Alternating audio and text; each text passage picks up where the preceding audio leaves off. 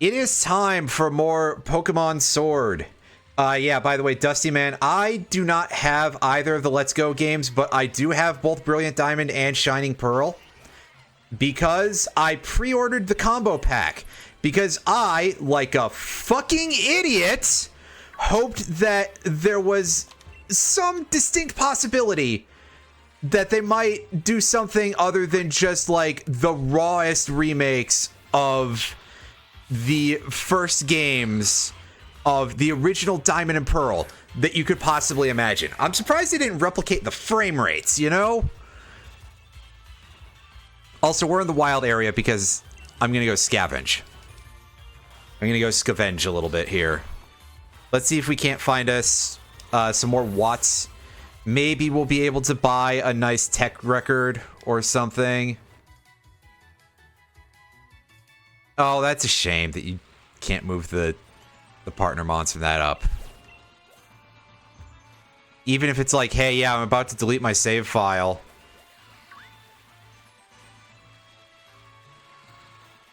Oh, you don't have the... Damn it. That's a shame.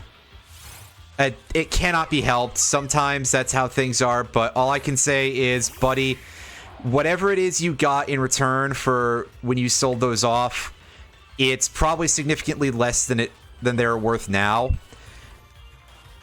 Because, yeah, truth be told, at this point, like, the prices on retro games are just fucking psychotic. Like, used games in general. Also, this balloon is going to absolutely whoop the shit out of me if I don't leave this fight now. That Shadow Ball was brutal. Whoa. Oh, I think I have all 3 Phoenix Wright games. One of them is missing a case, and I think it's Justice for All, but I've forgotten because I haven't looked in that closet in like 10 minutes. And I have a memory like something that doesn't have a very good memory.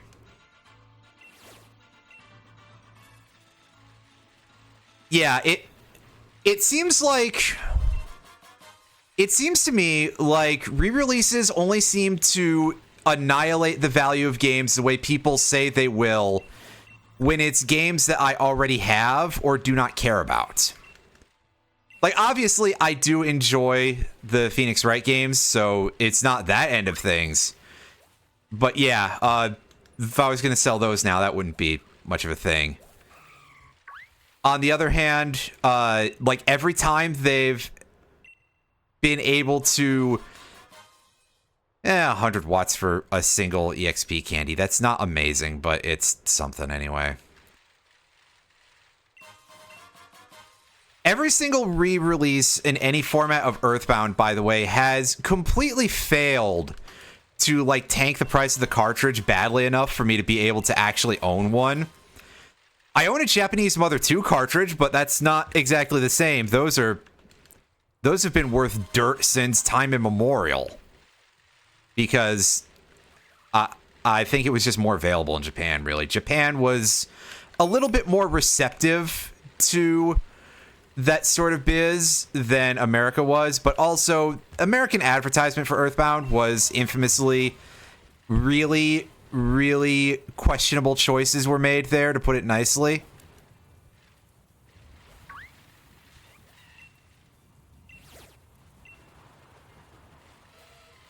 But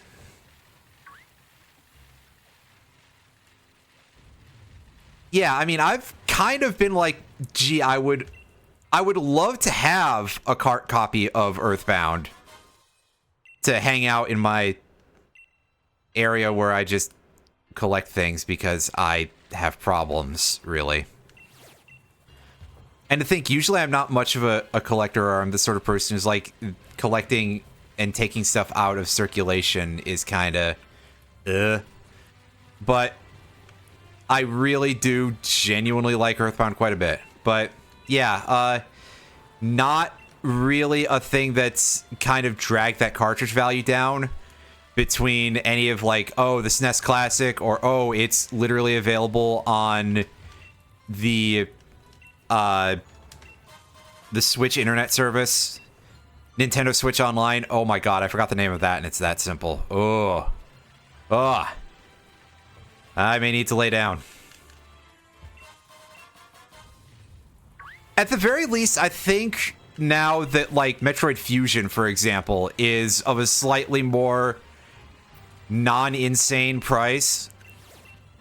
Like, I remember looking at it years ago, back when Metroid Dread was a little bit newer. In fact, probably a little bit before Dread came out, but was announced. And people were putting that one up for $80. And I thought that was stupid.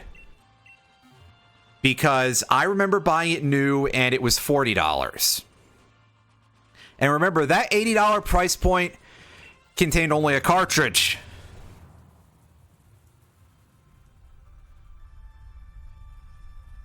Yeah, exactly. That's sort of the other thing, is that I guess that would certainly have an effect. There hasn't been any physical re-release of any kind for Earthbound. Or any sort of, like, remaster or anything. Not that I'm saying that I want a remaster of Earthbound, because I don't know how well they would handle that, and Earthbound is one of those games that relies very heavily on how the medium is set up for a lot of its presentation, and I think that that's a very large part of the game, in my opinion. So I feel that a remaster might be a bit of a problem. You know, it might not be the same. Even if hating the... I will not say that I disagree, because, yeah, Nintendo does seem to do things that certainly make that appear to be the case, if nothing else. Nintendo is not really very good at making it seem like they are all that interested in doing things that their fans would like, at bare minimum. They sent you a GBA cart with English Mother 1 and 2. I mean, I'll say this right now, that the obvious part, of course, is that that is a bootleg of some kind. Because Mother 1 and 2 was, of course, not released in English. With regard to any sort of reproduction cart of any kind, they can be a little bit funky in terms of how they operate.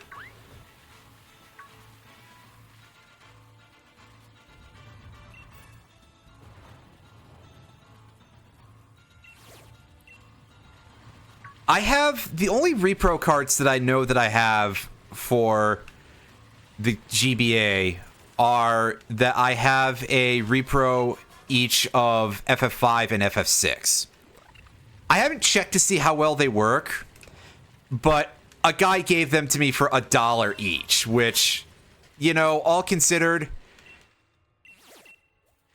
I would take that. $1 for a copy of Final Fantasy V, that seems like a good deal to me. Because FF5 is pretty good. Honestly, I'm not a big fan of 6, but even then, $1 for a copy of 6 is pretty handy, you know? That's pretty good. If we lived in an era where piracy suddenly got actually cracked down on in the form of, like, you know, digital piracy anyway, because obviously that's still kind of piracy. That's actually really more piracy than the kind of thing of, like, downloading from Cool ROM or whatever, you know. Insert your own favorite long dead ROM website. Vim's Lair. No, Vim's Lair I'm pretty sure is still around. It's just that Vim's Lair has had a huge chunk taken out of it because they actually did get targeted by a couple of companies. Or at bare minimum, they got targeted by some extremely convincing trolls. Anyway, do you have anything to say, random backpacker dude who's... Oh. Yeah, okay, you just want to tell me that there's some high-level encounters over there. Whatever. And yeah, worth for the novelty of a bootleg. There's one other bootleg cartridge that I own, which is a bootleg cartridge of English Earthbound. Although, yes, I still kind of want a legit cart because... Yeah...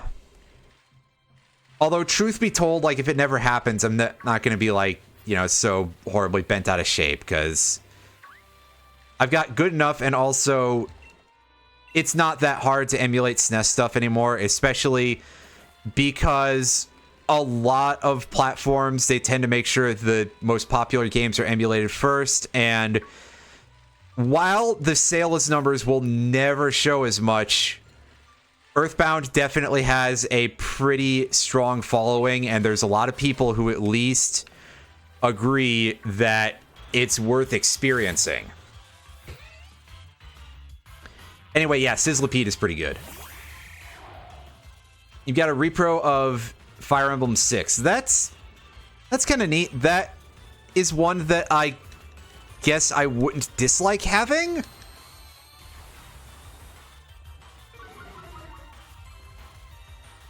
Because, I mean, I'm not a huge fan, particularly, of Fire Emblem 6 compared to the other two GBA Fire Emblems.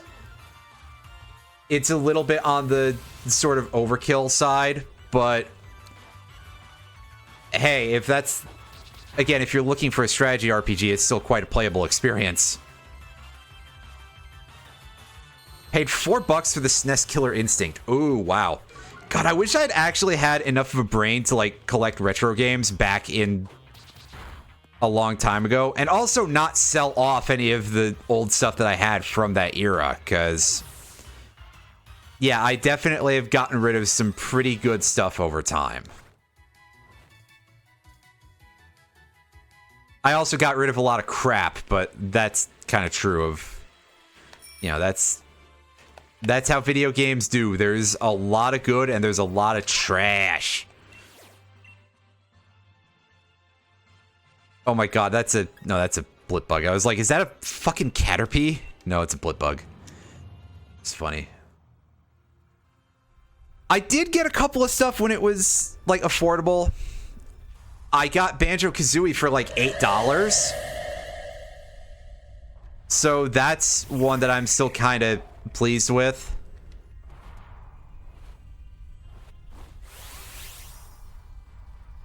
My copy of Sonic Adventure 2 Battle is sitting right here on my desk, and I got it for $13. It, like, the beginning of the 2010s. I also bring that one up in particular because there literally was just a discussion on one of my Discord that I'm on recently.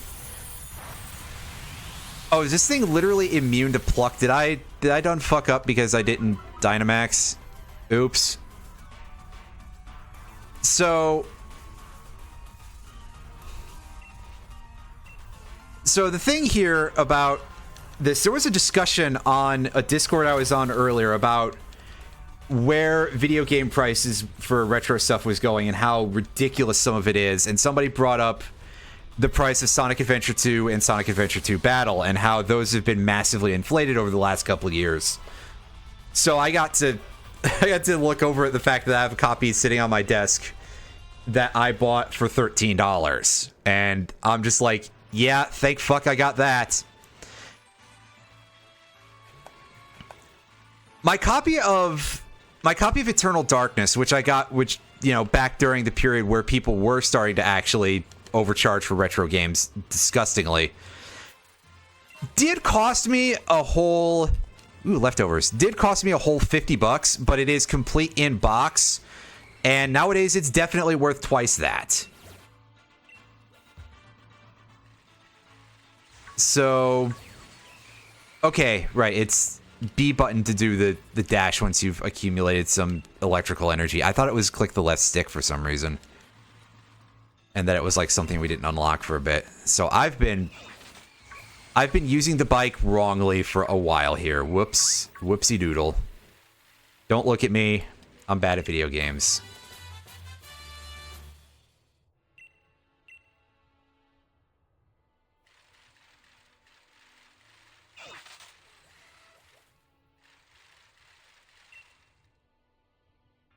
Your complete copy of FF7, 3 discs, 1 booklet case, totaled to $25.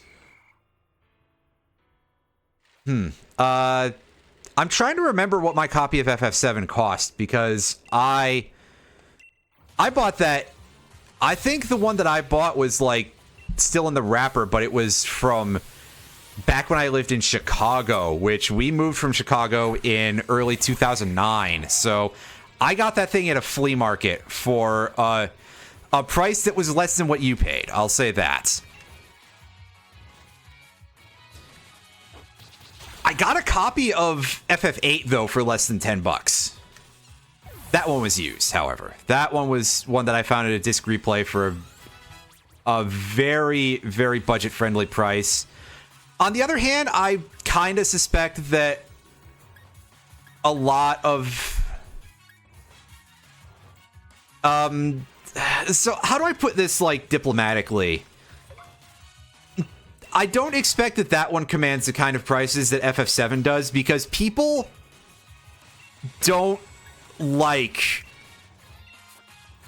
FF8 a lot.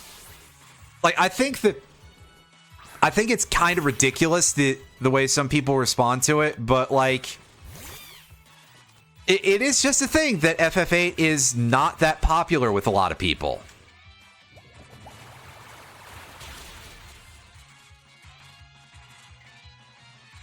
Oh, good Christ. Yeah, well, your store was also managed by somebody who just was completely unknowledgeable about things that deal with, you know, like anything to do with video games. And also, yeah, your manager was kind of a slime ball, but you knew that already, and that had less to do with the anything there.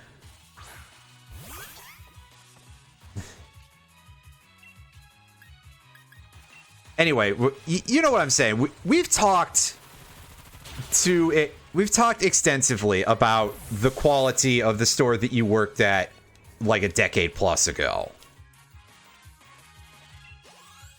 Once again, remember, Tav, remember that time that you got a copy of Shaq Fu for me as a gift, and your boss was being a complete clown about it? Like, your boss was a real champion, you know? I'm at a loss for words that I will say here that will not get me in trouble, you know? Anyhow, let's take this revive and put it back in there. Shaq fraud, yeah, exactly. You know, for all those people who really, really want a copy of Shaq Fu, right? All of those people who aren't me, right? All the people who aren't the fucking freak who actually actively wants a garbage collection, right?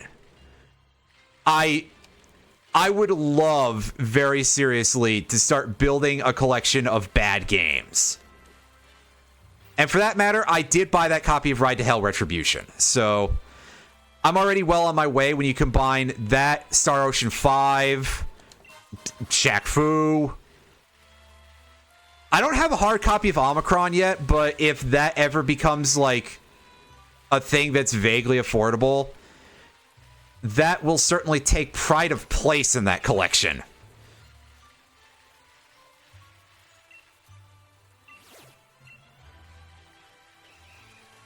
I would never buy a copy of Beyond Two Souls, though. I have limits. I gotta have some dignity in this. Oh god, that fucking t-shirt, man. Oh. Gotta get Mighty Number 9. You have a good point. Oh, I missed out many years ago on buying a physical special edition copy of Mighty Number 9 from a Best Buy for like $15 because I didn't have money at the time. And I didn't want to ask my family for it. I am an idiot, you guys. Oh. Ooh, boy. Would Concord count? Yes. Yes, Concord would absolutely count. And admittedly, I kind of imagine right now if prices have stayed where I thought they were last, that I'm going to be kicking myself a little bit if I were to ever go look for a physical copy of Concord, because I probably should have got in on the ground floor on that one immediately, because I'm pretty sure that now those go for like huge amounts of money because of all the other people who are like, oh yeah, I'd love to own this for the irony.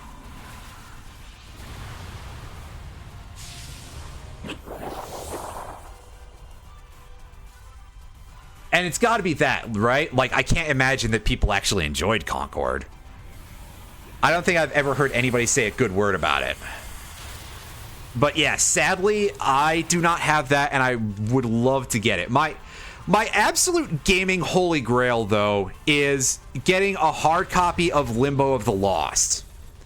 And there's a reason for that. Limbo of the Lost went out of print very fast because of the massive amount of plagiarism associated with that.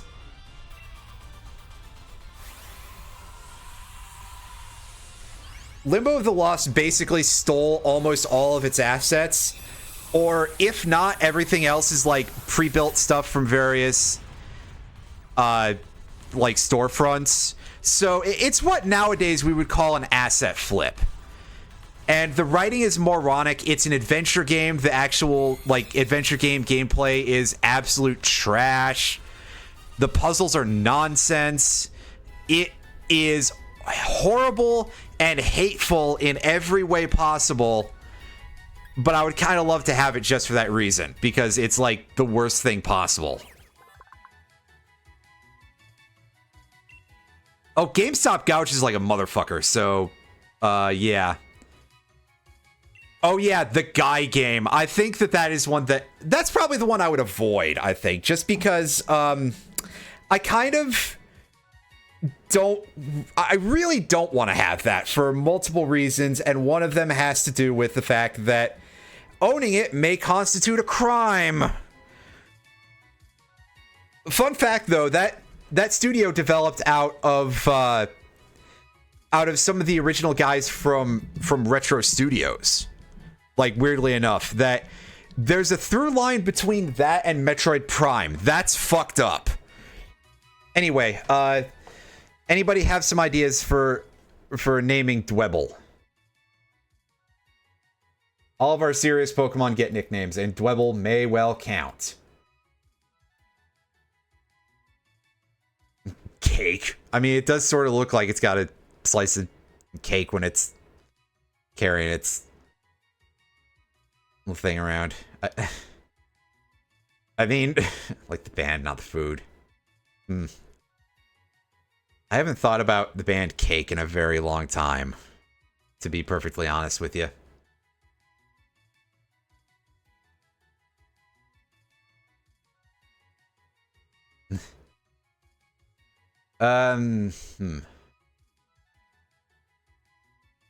Yeah, scrolling back up here, you saw Family Guy PS3 at GameStop for $40. GameStop gouges like hell. I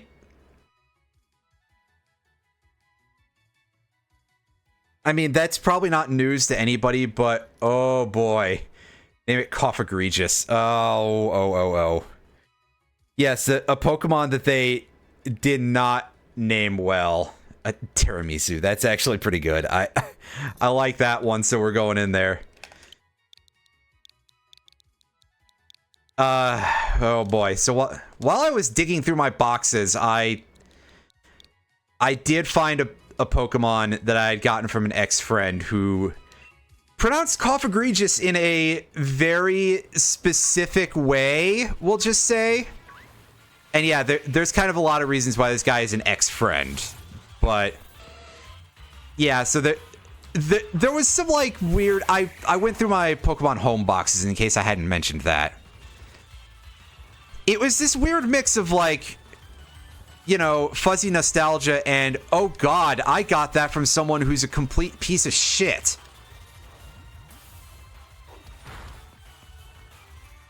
Yeah. Yeah, he pronounced it. He did pronounce every letter, I suppose, but he definitely He definitely said the F word that if I say that, I'll get banned. Because, listen, they banned Trihex when he said it, and I am nowhere near as big as that. So if anybody were to, if anybody were to hear that, I would get Turbo Super Hell banned. Despite the fact that I would probably be catching that fucking word all day if I were to go out in public. But I digest.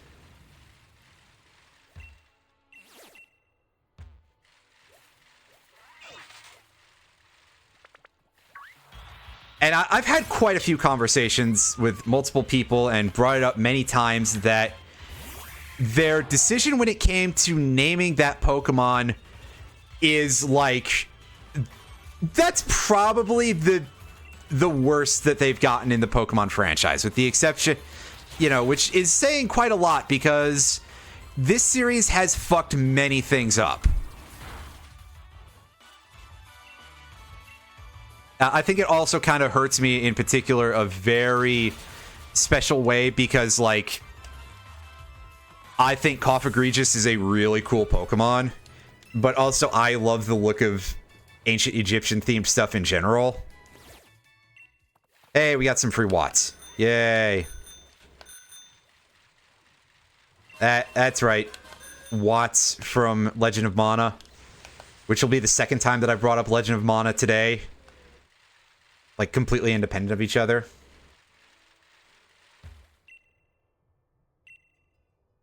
Alright, so that's the camping man. Is this the shop guy? Alright.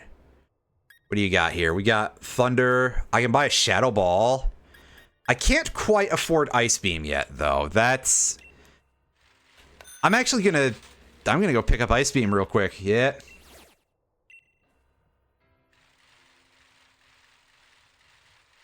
I mean, I think that Mole Mania is actually like a serious recommendation. I will play through Mole Mania properly on stream one of these days.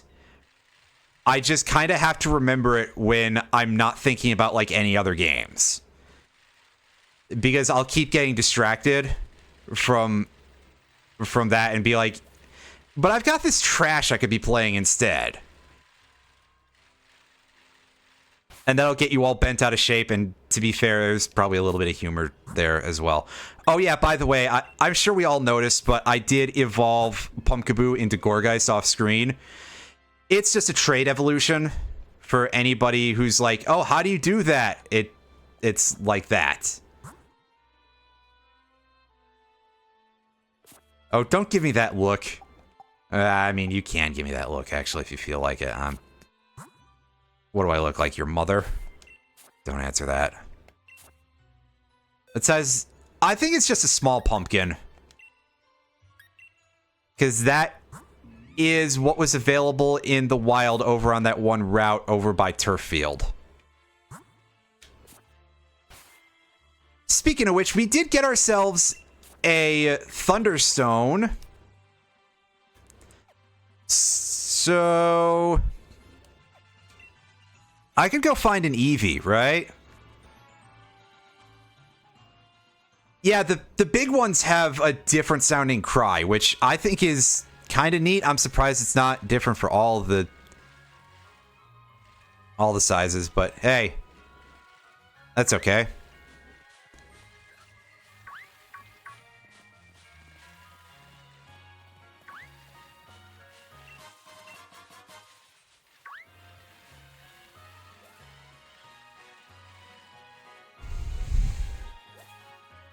Oh, hey, look, we're Dirt Cat. But we've seen that before. I will definitely at some point be putting Meowth Berserker to use. I just have to... It's probably just going to take a bit because there's a huge portion of the game where that is not an ideal Pokemon to be using because it'll just die in 2 gyms.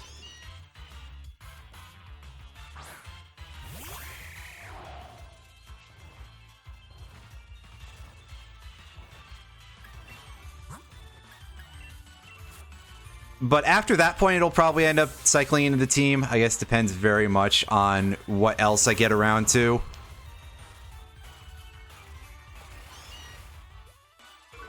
Because I'm pretty sure that it's Gym... Well, Gym 3 is the fire gym. And then I think Gym 4 is the fighting gym. Or something like that. But then, like, 5 is Opal and 6 is Gordy, so... At that point, Berserker will absolutely be useful, and then it's just like, well, I can just keep going from here, because...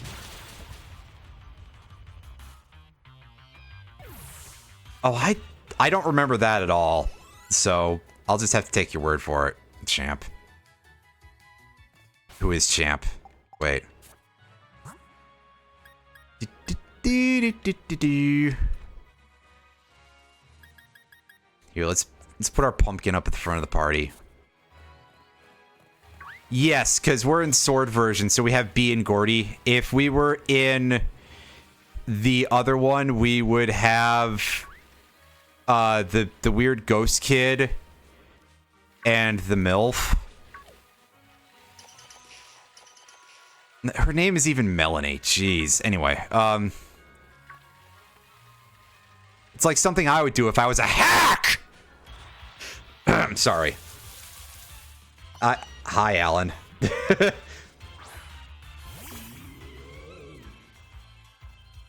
Listen, I forgot what the ghost kid's name is. Alistair? Is that the ghost kid? Because in this game, they're not like type puns. They're just, hey, most of them are technically gags related to plant names. Okay. Yeah, Alistair. I forgot Alistair's name entirely, so yeah, oops.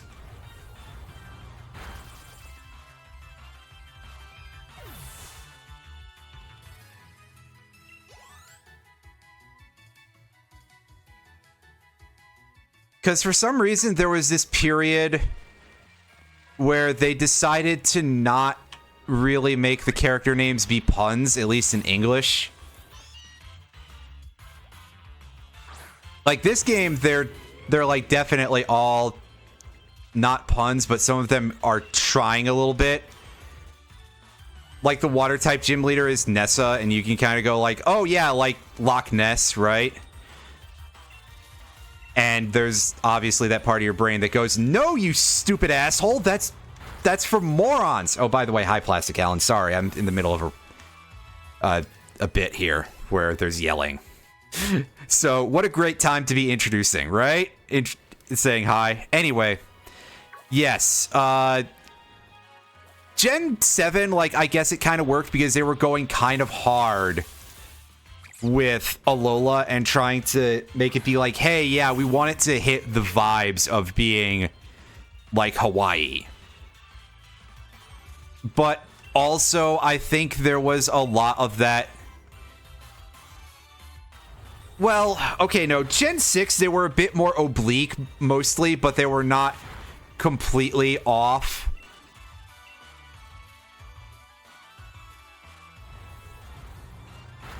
And then Gen 7 has been... Gen 7, pardon me. Gen 9 was very, like, touch and go with the concept a little bit. There's a couple that work for it. Many of them are kind of stretches. And then you've got ones like Rhyme, who, she's the ghost gym leader, dude. Like, okay, I get that her thing is like, she's Missy Elliott, but if you wanted to name her Rhyme and you wanted it to be puns, you should have made her the ice gym leader. But then you couldn't have like the rapping ghost theme associated with it, which, God, when I say that, it sounds like I'm talking like some corny shit that you'd see in an after school special in the mid-90s, but yeah. They did a lot with like the sort of background elements and stuff in Gen 9, and if they had just remembered to finish making the game work properly, it would probably be a really good game. I'm hoping that when we finally get mainline Gen 10, they actually were allowed some time to put effort in. And maybe, like, bring back the names being gags related to their types and stuff. Because Slavs are haunted. Oh. Anybody hear of any Slavic origin who can confirm or deny that in chat? That feels like it's a little bit outside of my area.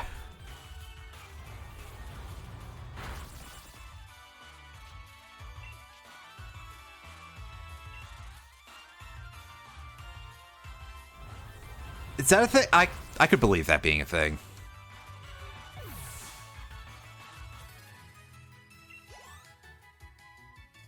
I will say this, that there has been plenty of fucked up shit that has happened in the area of the world that was at one point the Soviet Union. So I 100% believe on some level that, like, ghost stories related to Ukraine would go really hard, because there was a lot of, you know, Slavic folks have had to deal historically with an amazing amount of horrible shit. And everyone who lived in or near Russia who wasn't a leader of Russia has definitely suffered because of practically every leader of Russia. I don't know how they managed to hit such a long streak of absolutely horrible leaders, but anyway, that's a lot of politics for one day. What am I doing? Streaming Front Mission?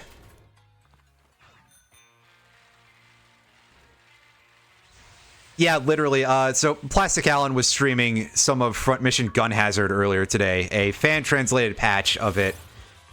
And he just got up to the chapter that's in, like, sort of the Middle East desert area. And I commented it in the chat, and I won't go too deeply into it here just to avoid turning this too much into, like, you know, starting fires. But yeah, let's just say that very little about the world has changed in the past several decades in certain areas of the world.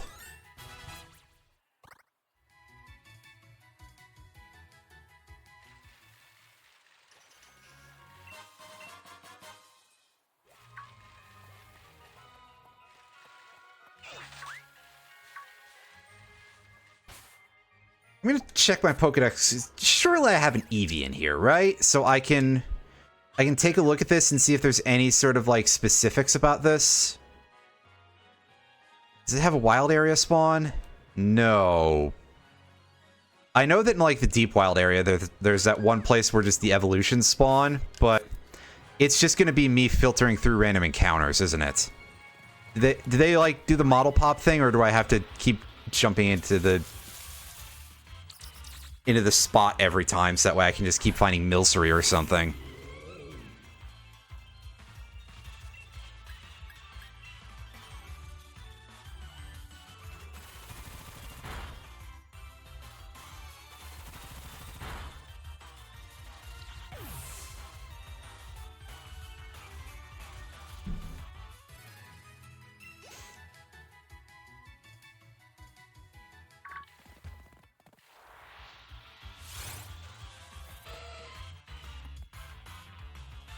Here's an overworld encounter.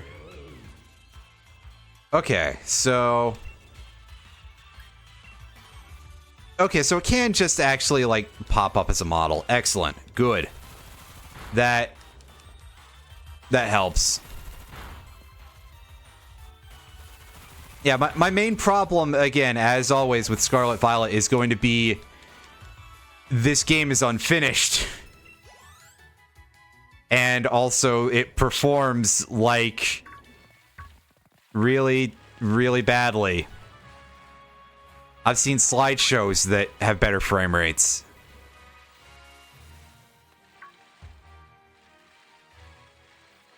I've played Minecraft mod packs on my laptop that have performed better than Scarlet Violet. And anybody who knows anything about, like, some of the more intensive Minecraft mod packs... Catch the Eevee on its hind legs. God damn it. I'm not allowed to. Maybe in Pokemon Coliseum. Oh, but then I'd have to commit to playing all of Pokemon Coliseum. I don't know if I'm good enough for that. I guess if I don't catch everything, it'll be fine. But, like, I'd want to actually complete that game.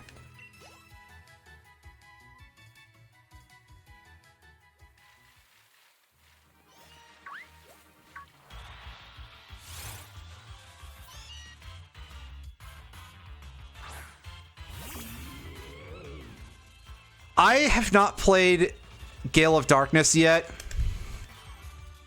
but I have played through Coliseum, and I can say that that one is a very tough game, but it's worth playing through. I don't know if it's necessarily, like... I know I just said that I would want to complete it on stream, but I don't know how worth it that is for most folks. Unless you're insane like I am, in which case, by all means. Because there's a couple of parts of that that are quite irritating. Like trying to catch the Shuckle. I think it's Shuckle. Is a huge pain in the butt. On the other hand, there are some glitches that you can abuse to basically use Master Balls infinitely. So, quite frankly, if you do not care too much about like doing or not doing that, then I would recommend abusing that for a couple of the hard catches, like, again, Shuckle, Togetic, which is, like, massively, grotesquely underleveled when you're able to get it. Oh, there's an Eevee. Electrike, get the fuck out of here. I don't want any. Oh, why did they replace the cry? It sounds like it talks. I don't like it. Go back. Also, how do I not kill this thing? That's the other part. I might be able to chip it with Power Trip? Terminus, how's it going?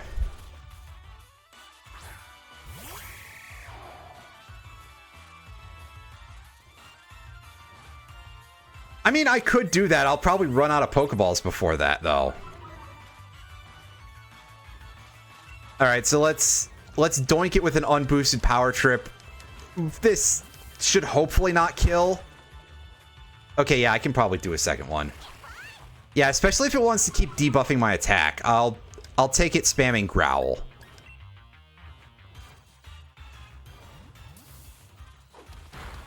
This Eevee, by the way, is going to get evolved into a Jolteon, so... yes.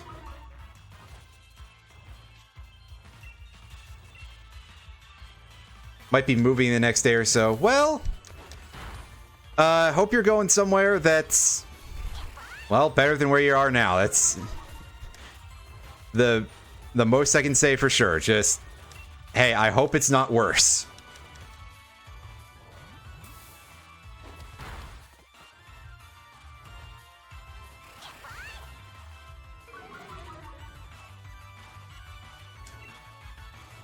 Alright, now we chuck Pokeballs and we see what happens.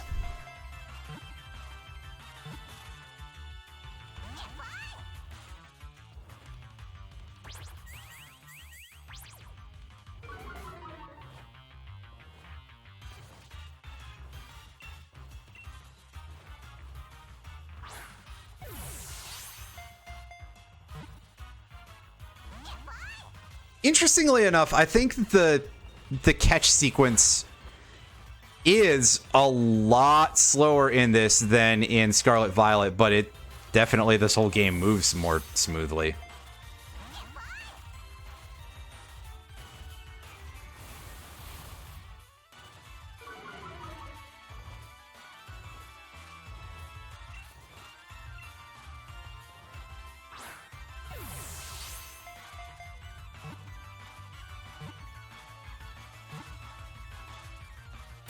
There we go.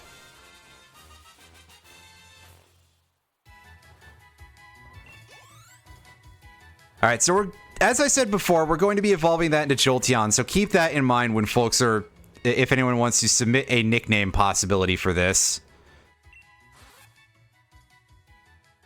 Oh wow, it gave me a whole special, like, hey, your Pokedex got updated thing because I caught one of the recommendations.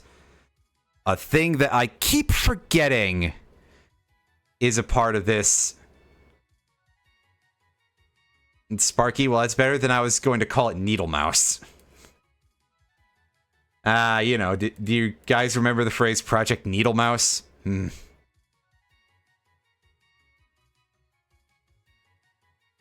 Dusty, with that luck, I think you might have...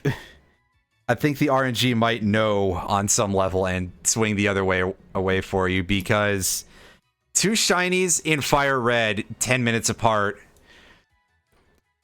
In Fire Red, that you'd be on the 1 in 8,192 odds. So, ooh.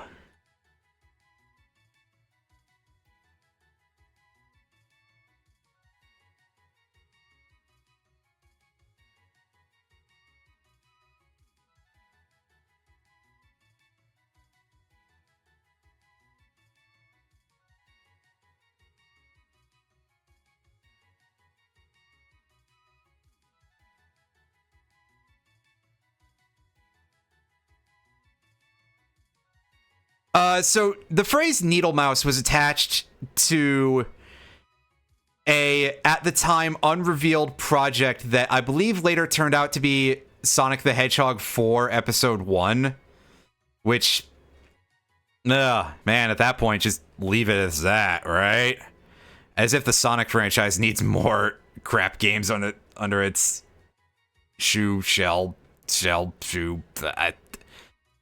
belt. There we go. As if the Sonic series needs more questionable games under its belt, because, yeah, things have been rough at various points, and that's not even getting into things where it's like, okay, yeah, I'm a little bit more accepting to... yeah.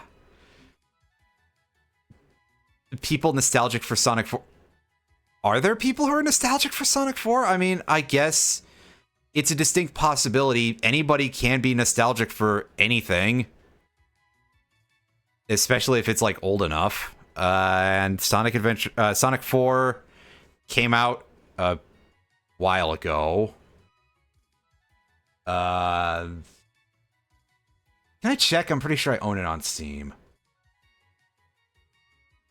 Let nobody ever tell you that I'm a discerning person. It says release date January 19th, 2012. That's... at least that's release date for when it showed up on Steam. That's not always necessarily properly adjusted for the actual release date. So that's, what, 13 years ago? That's far enough back for people to be nostalgic about. I just would be surprised by it. Mostly because, hey, I'm 34-ish years old. So, yeah. Yoku's Island Express and Mini Golf before... Mini Golf. I appreciate that. And I guess there's also the thing that, like, just because I think something is not good doesn't mean that there's no room for nostalgia for it. Like, there are people who are nostalgic for the Gen 4 Pokemon games. Don't fucking understand it, but they exist. And I guess Platinum is over 15 years old. Oh, you stopped that. I just had this moment of, like, would I actually be allowed to put that in the name? Because when it comes to the censor board, it's like, do they want to show how terminally online they are or not? Little Kaiju on the Discord is a big Gen 4 guy. Fair enough. I will try to avoid being any meaner about it, I guess, but I'm just saying I do not understand it. I get some of the things that it brought to the franchise. There were a couple of good Pokemon in Gen 4, and the physical and special split was a long time coming and a very good improvement. But also, the gameplay is the part where I'm just like, I'm not sure I understand why you would feel that way other than it being one of your first. Which, for the other people that I know who are nostalgic for Gen 4,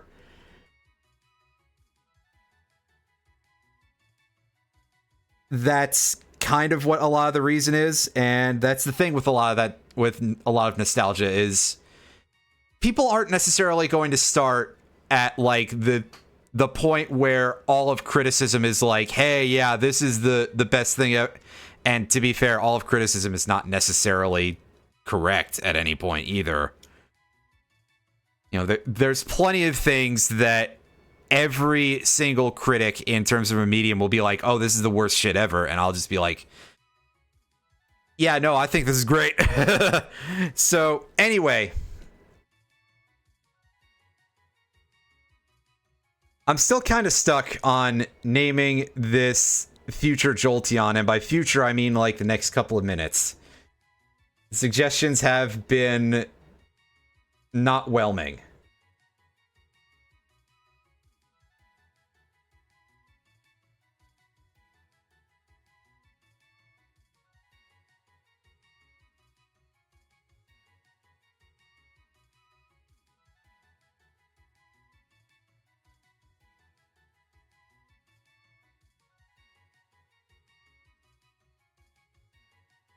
Static X, oh my god. Not that hit me like just a huge wow. I'm going with that, but I do want to say that not Pikachu made me laugh too. Not Pikachu. And there's me with my elephant Pokemon named not Donphan previously, so yeah, get the fuck out of here, weird electric thing that's gonna attack me probably. Build-A-Brawl, you're not exactly going to be of a huge value for this upcoming endeavor. I need to remember to hit R to go into the boxes because it's not that time yet. Get in there. Yeah, you definitely like are able to pull things like that out of nowhere.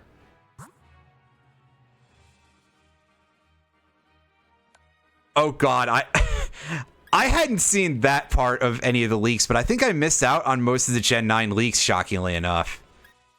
But that's pretty good. Alright, I just want to untag everything that's marked new, because otherwise it'll bother me forever. We do have a heavy-duty boots. That's pretty cool. Not going to be super useful in-game, though, probably. But normally it'd be like, hey, yeah, that's real good. Anyway. Let's feed this Eevee. Here, consume stone. I'm sure that this is absolutely a normal and healthy thing. And Eevee, you're just like a lizard, aren't you? You just eat rocks, right? Gastrolith. Gastrolith is the phrase for, like... Ungabungus. Oh, God. Oh, that is spectacular.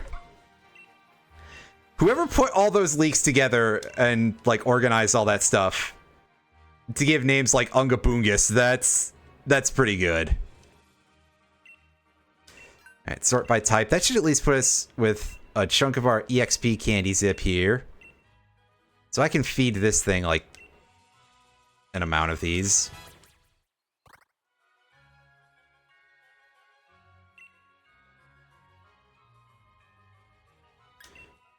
Baby doll eyes is not really that useful even as a status debuff.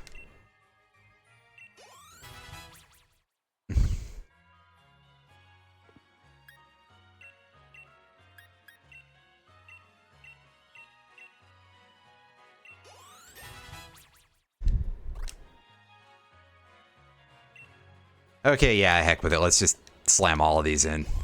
There we go. Wants to learn Thunder Wave. That's quite a useful move. Static X may end up having a lot of time on the team, so yeah. Cameron, you forget the others. That's all right. That's still pretty neat. I appreciate the amount of effort that they were putting into those. Oh, hey, our pumpkin found a mushroom. Neat. All right, you can go up to the front. Yeah, there's definitely that issue where the leak names were just like, pardon me, the real names. Let me get this in the correct order here. We're just kind of like, yeah,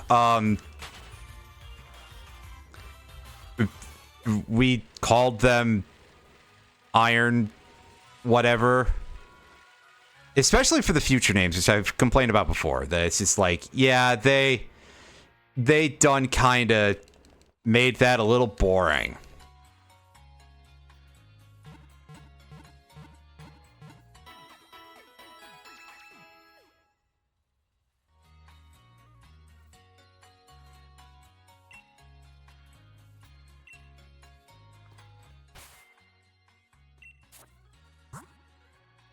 Granted, there is also sort of this issue where they don't have a lot of space with regard to how much they can put for any of those names. So there is that to consider. Oh, what? Drizzle can't learn Ice Beam? You shitting me? Maybe I have to wait until it evolves. Oh, sure, but I can teach Flamethrower to multiple of my Pokemon. And at least one of them could put it to use.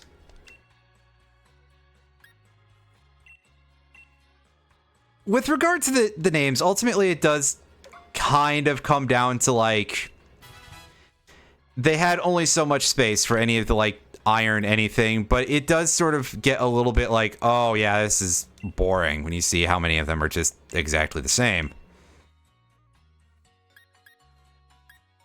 Okay, I certainly don't need Sweet Scent. I mean, Sing is not an excellent move, but I'll certainly take it over Sweet Scent, which doesn't really do very much. Especially we don't have a lot of moves with low accuracy, or certainly not low enough that I'd care too much about that. Yes, it's just that the reason why I kind of go like, well, Sing is not amazing is because Sing does have the problem of just barely better than a coin flip accuracy. So that could be a little bit of a pain in the butt. Does Sweet Scent still have utility in the field in this gen? I don't know offhand, but I think if it does, it would just be to get you a regular random encounter, which is not hard to do. So, not exactly high utility, that's for sure. Oh yeah, that's a Farfetch'd. I was like, what is that? I'm getting into a fight with it, but yeah. Yeah, a lot of the overall utility of stuff has kind of gone down by this point. Certainly, we don't have to worry about HMs anymore, which I'm grateful for.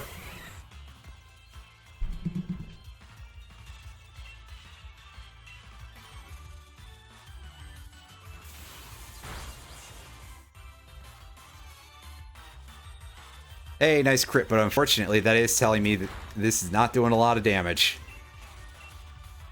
Meanwhile, that Farfetch'd is hitting pretty hard, but at least with Rock Smash. It's a higher level than me, though. I shouldn't be super surprised. On the other hand, it is Rock Smash. Although I guess Rock Smash is 40 power by this point. Didn't it start as 20 or something? Or it was just like even less useful?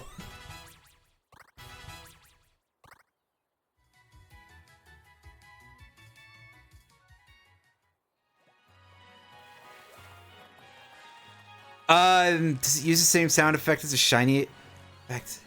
If it does, then I don't know for sure. Maybe it does, maybe it does not. Somebody who's a little more versed in this could probably answer better.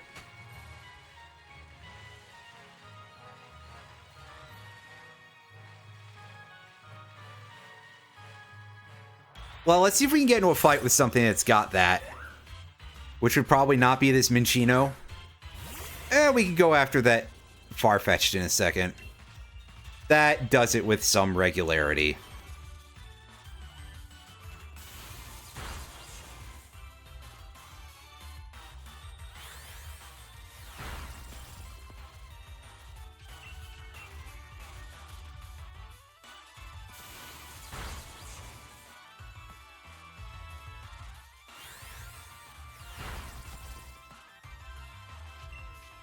Minccino not tail slap spamming me, oddly enough.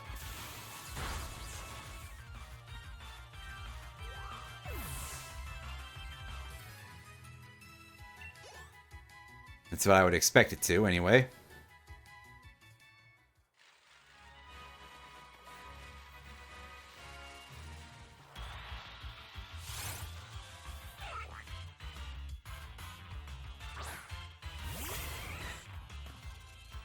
Mitch. That's. Oh, yeah, I mean, someday you will pay for your crimes, but it will not be today, sir. I can tell you that much for a reasonable price.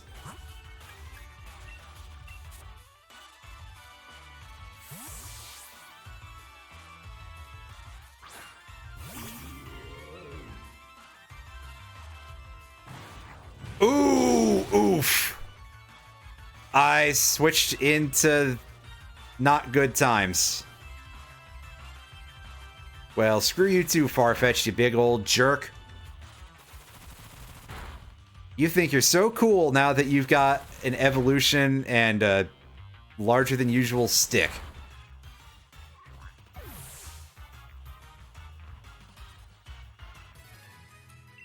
Yes, I suppose the jokes do write themselves, don't they? Yeah, Galarian Farfetch'd is pretty funny. It's a pretty great Pokemon. I'm glad they decided to do that.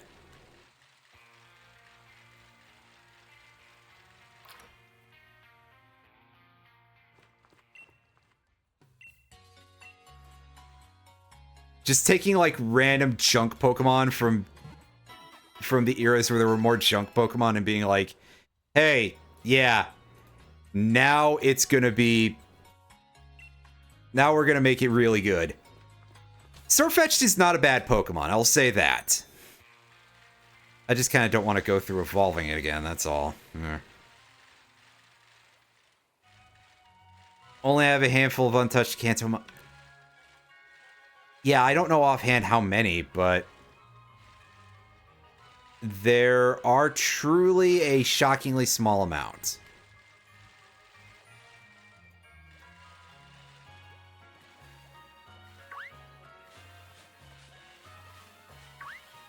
You know what? Let's go after the Wobbuffets. They might serve as...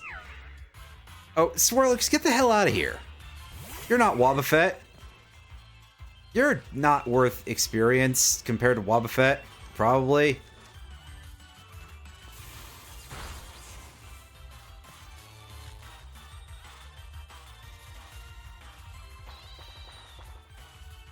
Yeah, how has Psyduck not gotten anything new, really?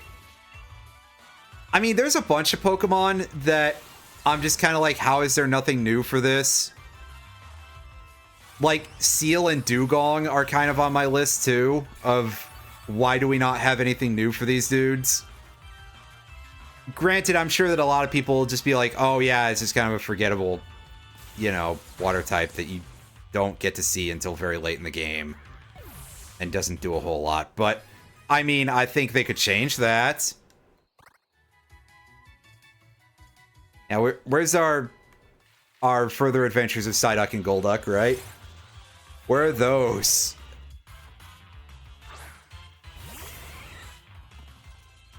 Yeah, there's no need to change the Nidoran family. aside from maybe address the weird thing about Nidorina and Nidoqueen and the fact that they don't breed, because that's just kind of bizarre. Ah, crap. This fight is just all RNG is a bit of a problem here, so this might not necessarily be my cleverest idea.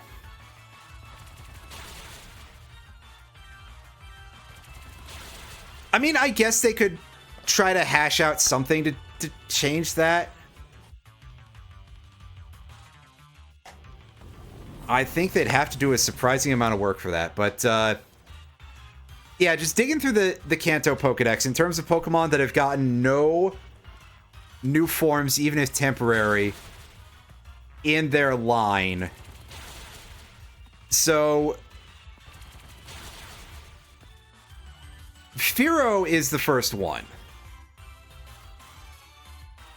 There's no other form of Spearow or Fearow. And the same goes for Ekans and Arbok. Like, they originally were starting out to do, like, hey, yeah, it's got different sprites depending on where you... But that didn't last very long. And they only did, like, 1 or 2 different patterns for Arbok. Then you scroll down, you've got the Nidorans, and, I mean, again, really, those are okay. I can't complain about those whatsoever. There was that baby of Clefairy, so we skip past that. Paris and Parasect. That's true. That ended up not getting used, and I wonder if they're gonna ever do anything with that. Or even with the concept in general, anyway.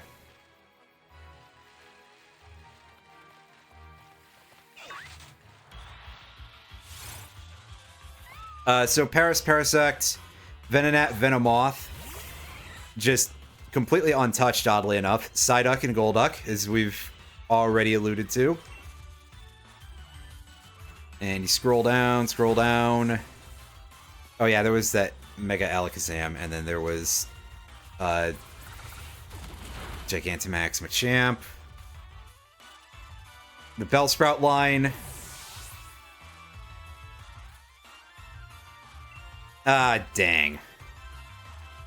Our Jolteon ate it, but to be fair, we're in an area that's a little higher level than we should be, I guess.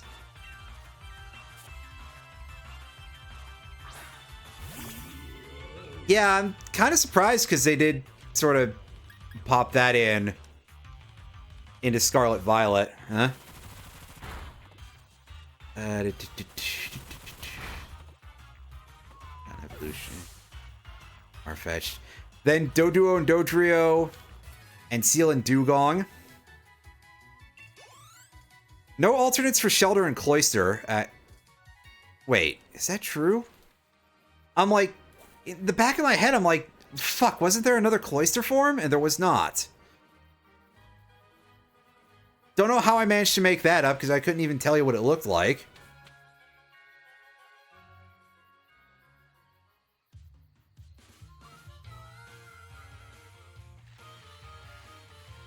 Falls up to Drowsy and Hypno. Ah, yes, I do love to see Alolan Exeggutor, though.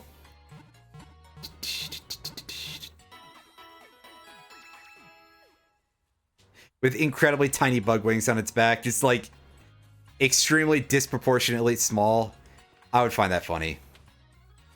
Tongue. Right on got an evolution.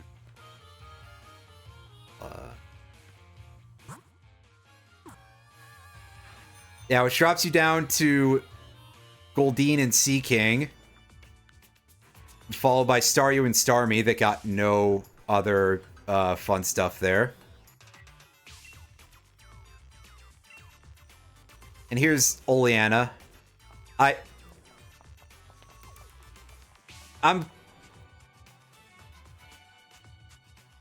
Her outfit covers more than I thought it did. That's a horrible thing for me to say, I feel like, on some level, but, like...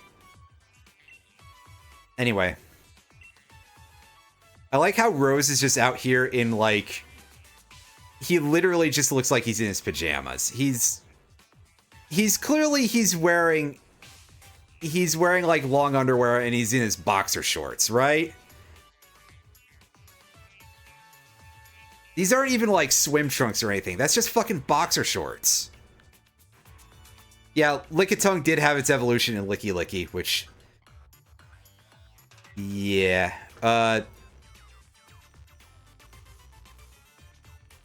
Ditto had no changes, but of course Ditto is a perfect specimen. Lapras Lapras had special forms. Never mind. I forgot. Wow. The fossils, except for Aerodactyl.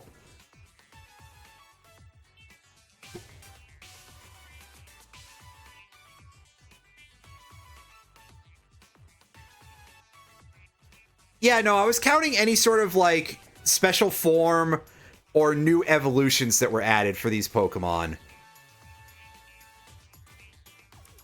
And then you end up, lastly, with the Dratini line. So, that's, like, less than 10 families that they haven't done anything with in terms of the Gen 1 Pokemons. I wouldn't mind seeing some more Doduo and Dodrio stuff, but I also just love those guys in general. Those extreme goofuses. If they could bring back more patterns for Arbok as a thing... I mean, they track more information now on Pokemon. So they could be like, okay, yeah, the Gen 10, they start introducing special patterns for them based on their birth region. They wear sunglasses. Oh, God. Oh. Oh, I get it. Wow. All right, you big nerd.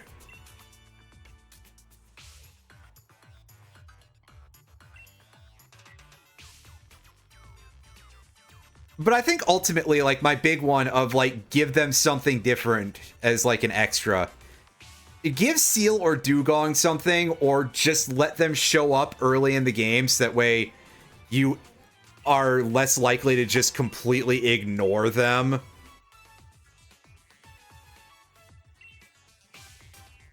The confusing baby Doduo with 3 heads. Yeah, that incredibly odd creature. Sitting in an egg diaper. Oh, the chairman?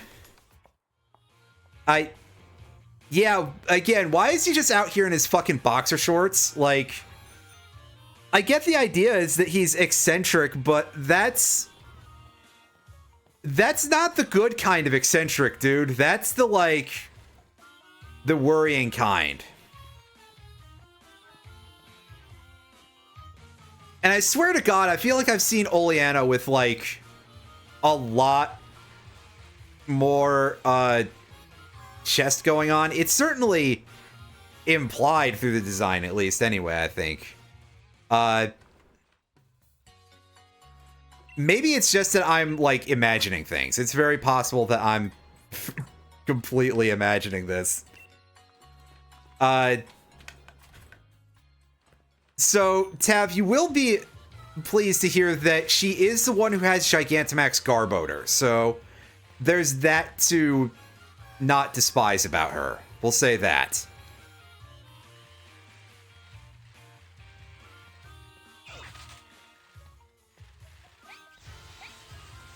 Sims. Wow, okay.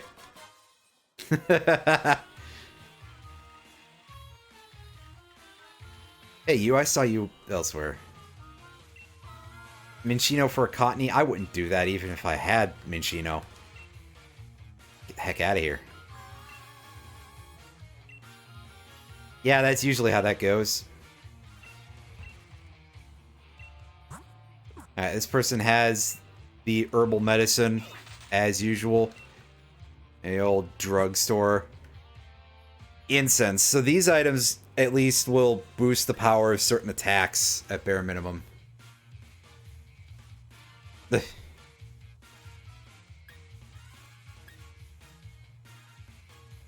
I'll pick up a rock incense because that's probably going to be pretty useful kind of soon.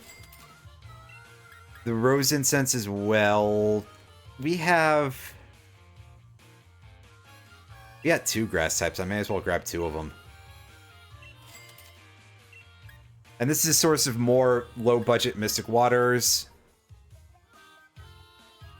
Odd Incense. We don't have a Psychic-type fighter right now, so that's not a big deal.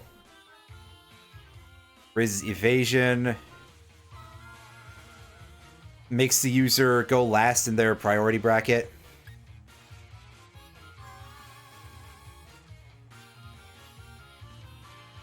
Gen 5 has not a lot, that's all I can say. Mortal Kombat Gold. Oh, jeez. Oh, yeah. Oh, goodness. Was it the Dreamcast version that's just, like, hilariously broken? Pure Incense is like a semi-repel. Okay, yeah, that's what I was thinking of. A Luck Incense. I'll forget to equip that, so I'm gonna pass. But for now, we can equip a couple of things to these fellows.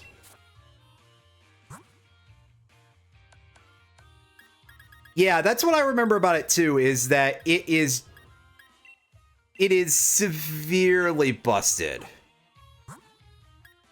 It does not work the way you would want it to, basically. Oh, oops. Hey, look at me controlling this thing completely wrong.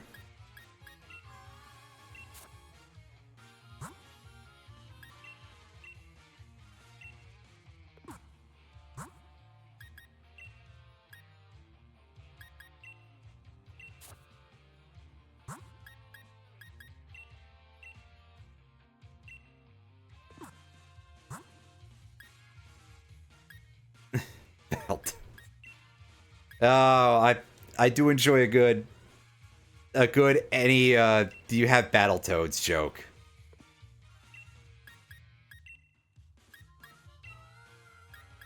What do you mean? Huh? That's weird. Anyway. Yeah, take the ball mushroom and then attach the rose incense, because we'll want that for this upcoming gym. I'm probably going to just go into it now, because as much as I'm definitely going to be under-leveled for this, I think at least having a little bit of challenge will make for a change, I guess. Because usually it's super easy to get over-leveled in Pokemon games.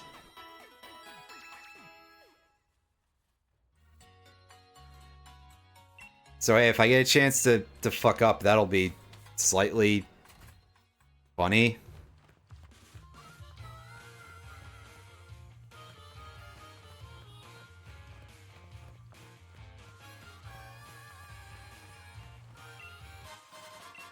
Hey, a full heal. That's helpful.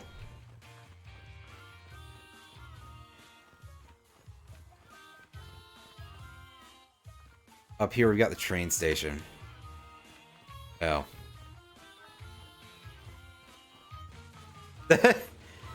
It's got a fair bit of... There's a fair bit of energy to it, and again, I think they've been getting a little more energetic with the soundtracks over the years. So, it's not necessarily completely unwarranted. You could probably do a fairly minor amount of remixing to arrive at, hey, here's some heavy metal. Oh, hey, there's our gym leader. It's the two forms of toxicity hanging out here.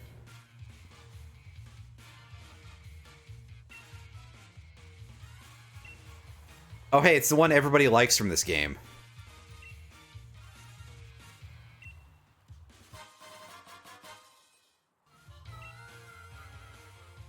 She's got quite the pattern going on in her eyes. I've noticed, like, the orange ring and the little yellow spot in there, and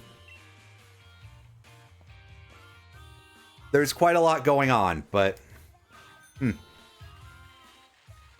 I know, I expect that to be a little plainer for some reason in most Pokemon games.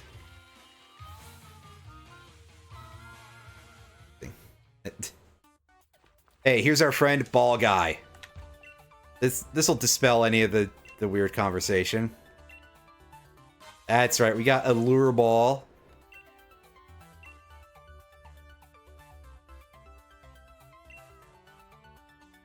He's doing a fun dance. It's like they wanted to animate him doing pelvic thrusts, but somebody at Nintendo was like, "Don't do that." But they'd already made him do pelvic thrusts, and they were just like, "Well, shit. We've gotta do something with this." Yeah, he's definitely... Okay, yeah, if I want to swap what uniform I wear, I may have to go find an actual clothing shop real quick. I've seen the Mr. Libido dance from Yakuza. I have not. My Yakuza knowledge is very, very minimal. I swear one of these days... One of these days, meanwhile, looks at this huge list of games that I have just been like, yeah, I will get to it, I swear.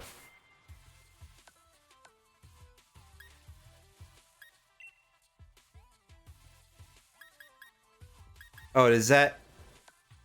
I want to set just the uniform.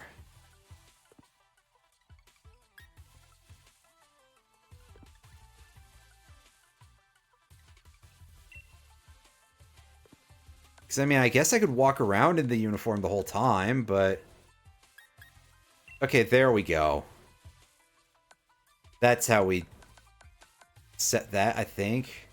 No, I think that only changes it for... Yeah.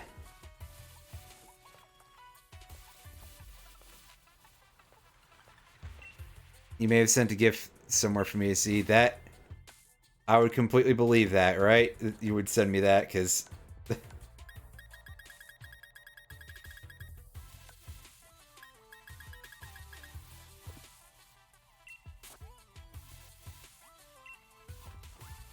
Go back in here and...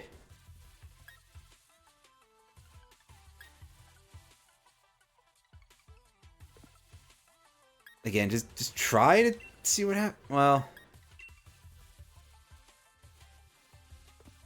Yeah, because I think this is just going to leave us in this on the overworld, so...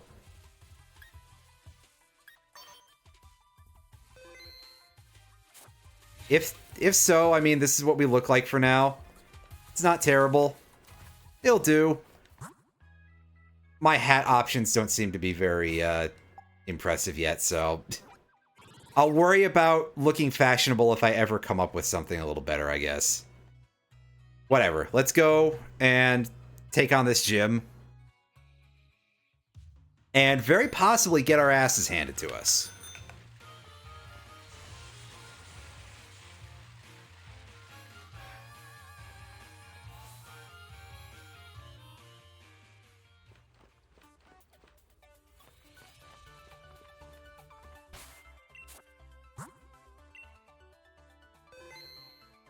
Working on a deal to continue the normal Power Rangers season. Huh, that's kind of interesting.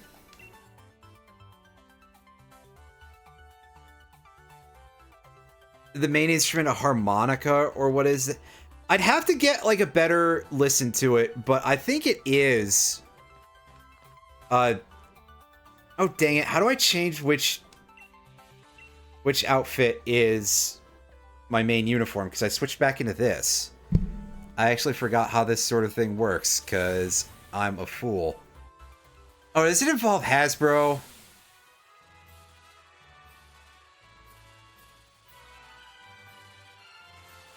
Dan Shots. What a fantastic name, by the way. Okay, yeah, Hasbro will produce a series. Because, yeah, I'm sure Hasbro has been trying to break into that sort of thing for a while.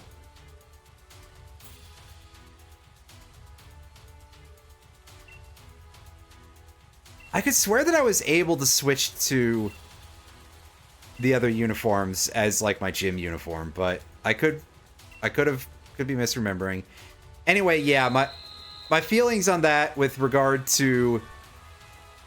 I'm sure the series will be good, but I do kind of think that Hasbro sucks as a company. So...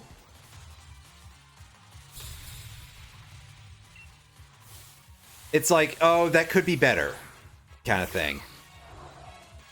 Also, the gym trainers here are using dive balls, which, fair enough, that fits completely with the fact that it's a water-type gym. I like the little touches of giving the various trainers and trainer classes different ball types.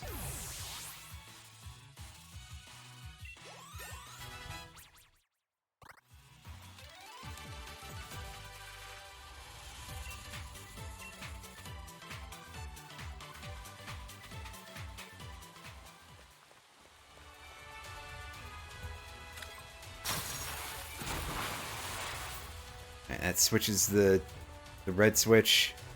Yeah, obviously I gotta go back and hit the other yellow switch.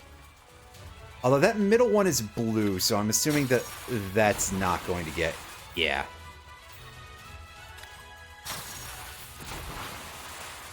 Because they're using color coding for this, which... I mean, I can see it, but also... I do kind of worry about things like that where it's like, well... Does it pass the color blindness anything? And admittedly, I don't know a ton about things to do with that, so I can only say so much in any direction, basically.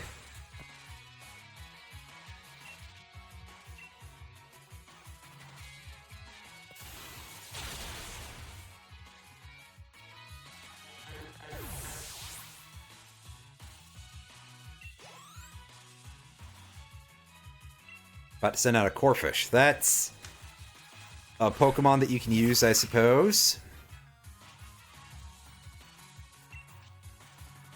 I mean, I would kind of like put a little bit of an asterisk on it just for like matters of memory, which I forget things very easily. So it's probably not necessary whatsoever. Truth be told, it's just, yeah, I think it's an interesting thing to note.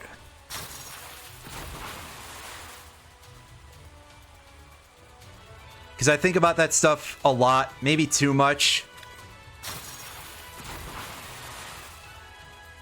Like, there's one in particular when it comes to color coding that bugs me a lot, is with Magic's color indicators on cards where the color identity is not determined by cost, or they have no cost because they're like the backside of a card, where it's just a little dot at the left side of the type line. And I've always thought that that was really, really bad.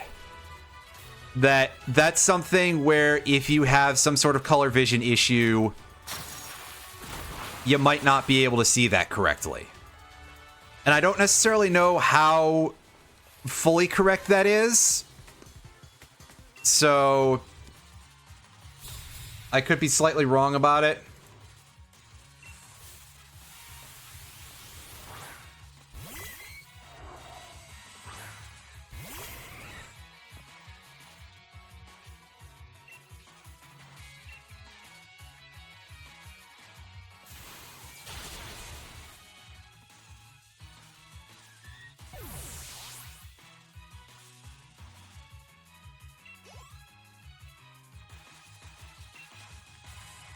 Oh, hey, look, it's my least favorite Pokemon ever.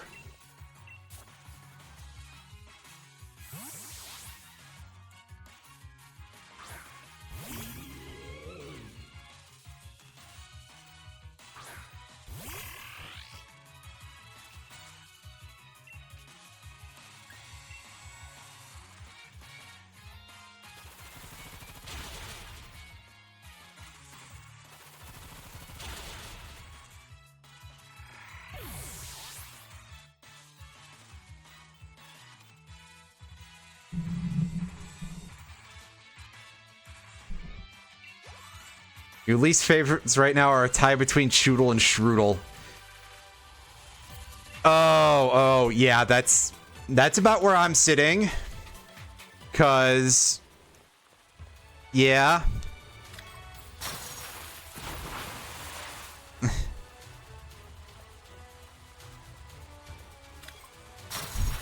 I don't think that I don't think that Grafai is terrible. Shroodle, though, like, irritates me on several different levels. And I don't think that Dreadnought is that bad, but unfortunately, Choodle is, and Dreadnought is only kind of mid. Hooray, we cleared a quite easy puzzle. Grafai is not horrible, but there's like little bits about how it looks that I always kind of have to like think for a few minutes about like, do I like this or not? Also, its shiny palette is not doing it for me. I'll tell you that for a reasonable price. That reasonable price being $0 and 0 cents. The secret third thing, maybe a little bit of those though, but I understand if not. Things are hard out here for anyone when it comes to anything to do with money.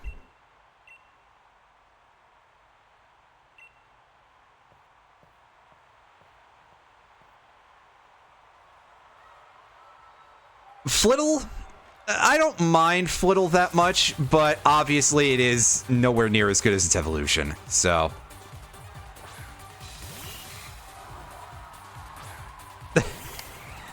Yeah, those ostriches just fucking appear. There are so many ostriches in Pokemon World Spain for some reason. You know, that famous bit of Spanish wildlife, the ostrich.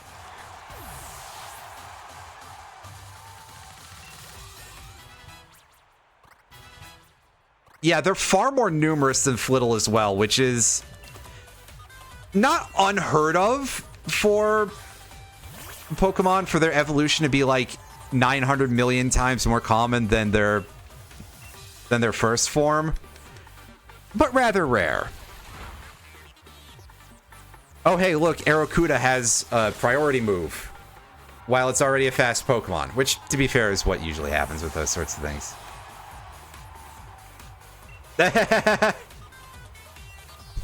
Is the big, that type of bird. I forget the technical term for like ostrich and emu and stuff like that. Ratite, maybe? But yeah, those big birds. The big flightless kind, except that Doduo and Dodrio are flying types. Instead of just being like pure fighting or something. But here we go. It's time for the big fella showdown here. Let's Dynamax and throw some Max Overgrowth out here, because that is gonna do some damage. Some damage. Giant kiwis. Yeah, kinda. So she's got... Oh no, she just has regular Dynamax Dreadnought. I could have sworn that she had Gigantamax Dreadnought, which is rather ugly. The gym theme is kind of a banger. This game's soundtrack in general is quite solid. Like, for those of you who have not ever seen Gigantamax Dreadnought, give me a second. I will pull up a link to the official art on Bulbapedia. And we can see that. And I think right now it was trying to use Jaw Lock. Oh, she has her Gigantamax in the rematch. Gotcha.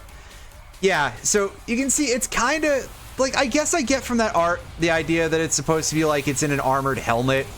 But mostly it just looks like it's got this high collar that looks really goofy.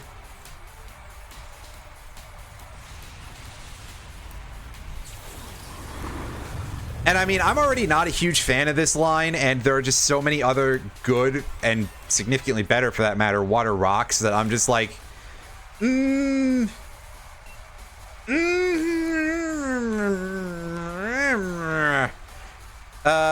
yeah, I'll ditch Magical Leaf for Leaf Tornado.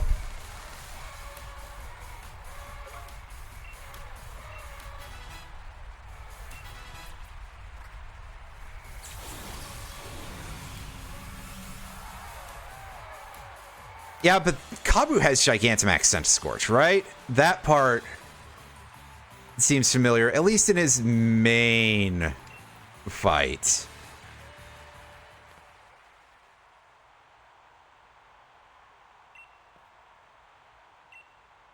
Okay, yeah. Yeah, Dreadnought is in the, like, nothing special kind of category, which it gets Jaw Lock, which is a really good move, if I recall correctly. At least situationally. So it's, like, almost a shame.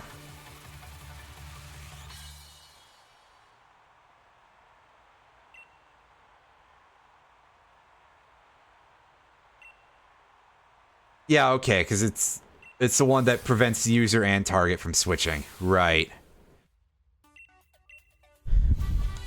But yeah, again, a large part with Dreadnought is just, like, it's already kind of mid, and there's this many water rock types. Like, there are so many water rock types, dude. There's...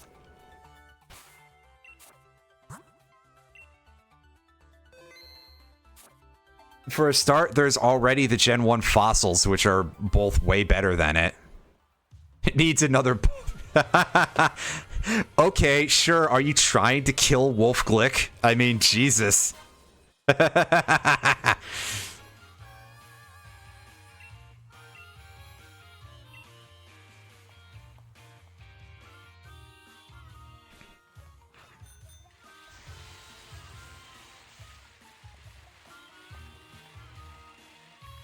mean, just let it keep all of the gimmicks from previous generations. Why not, right? Yeah, I watched the one that he had about Dragonite recently. Like, the top voted comment was something like, you know, if it had different stats, if it had different ability, different type, fire dark, maybe. Like, it was clearly just like, yeah, Dragonite would have done better if it was Incineroar, which, yeah, it sure would have. It is so ridiculous seeing the level of reach there. It's like, I struggle a lot when it comes to a lot of the more popular YouTubers who have major comment section memes. Because a lot of times people will be, like, really, really not funny with those.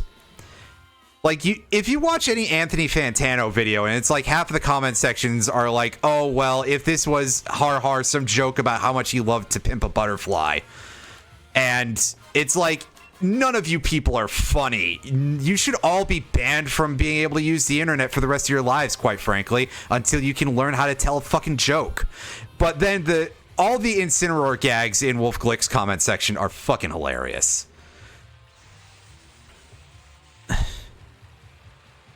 Maybe part of it is just like, hey, yeah, Incineroar is that dumb and broken and so much the strongest Pokemon ever for some reason. They were just like, this furry needs to be the most powerful furry that anyone has ever seen. This thing needs to be a problem that even God cannot stop. And to be fair, I respect that energy a lot. And I'm very happy that they decided to put that into the most recent Smash Brothers game. Which I almost called Smash Brawl and almost just called Smash 5, but yeah, Smash Ultimate, obviously. There we go. Is it just called Galar Mine number 2?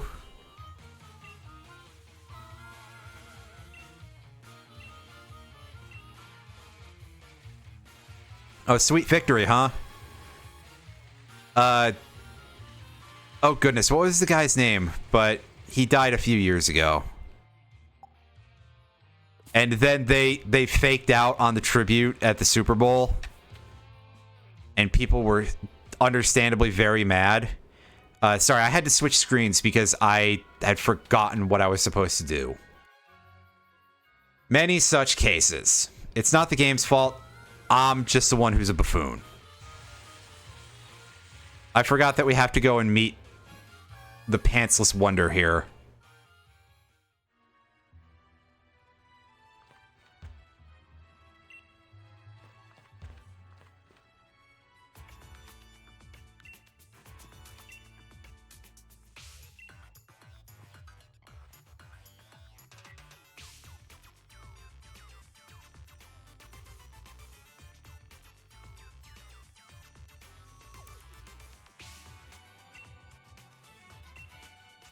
Yeah, we don't go into a lot of buildings in Gen 9, to put it mildly. And I miss that quite a bit.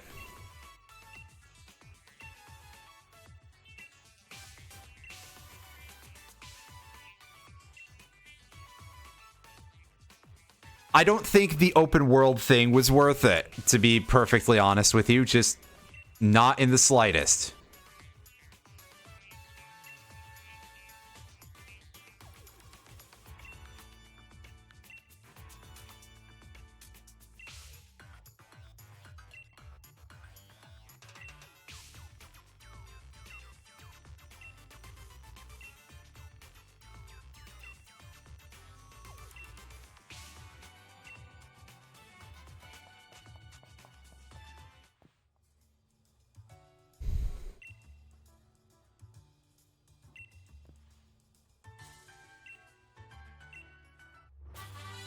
Hey, neat. We got arguably slightly better TM than Whirlpool.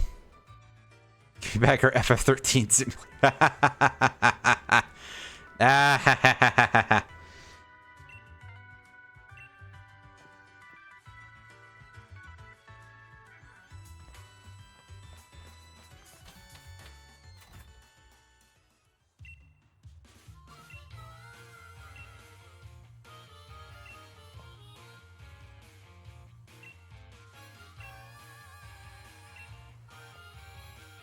Yeah, what kind of rocks is this guy on the lookout for?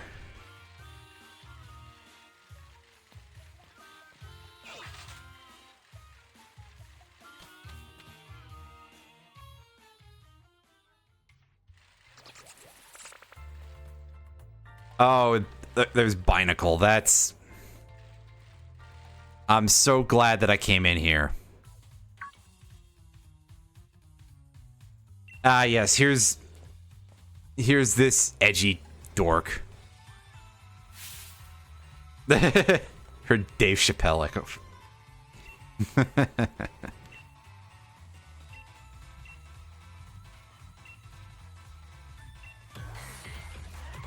Alright, well, we gotta fight this guy.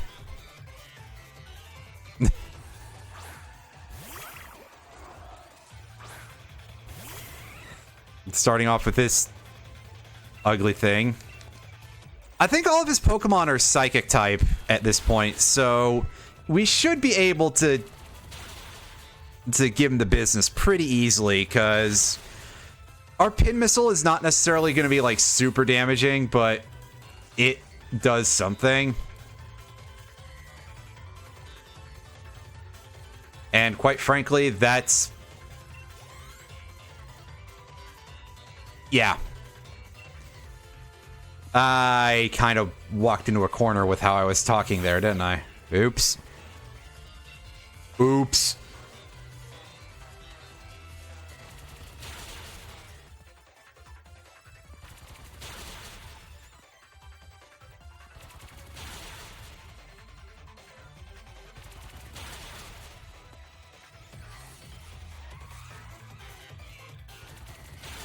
Oh, wow, that one needed a whole 4 hits.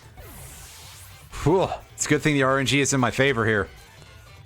Oh, 5 hits? I wasn't even noticing that. Oh. Jolteon, are you equipped with a loaded dice? Is Gothita a cow or an owl? It's a vaguely humanoid creature is all I can say. The idea with them is that they're supposed to be like sort of goth fashion based. Semi-humanoid. Comes off looking a little silly, I'll say that.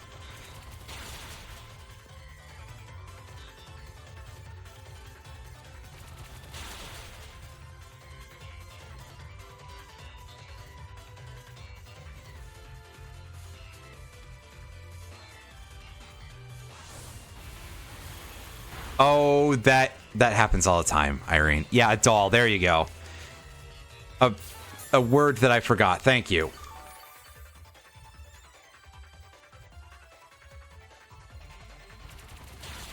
It just sits here continuing to not remember certain words, because...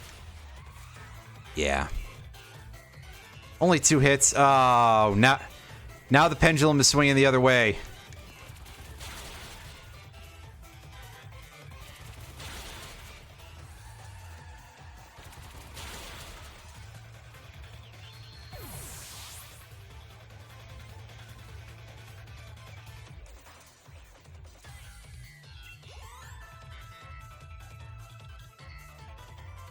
Send out Ponyta. That is... Ponyta, I think, is still Psychic. At least this one. Right? It's not like... something else. Since is it... okay, yeah, it's pure Psychic. Its evolution is Psychic Fairy. Which would turn Bug to neutral damage, so that wouldn't be ideal. I mean, look at it. Look how fluffy it is. And its massive eyes.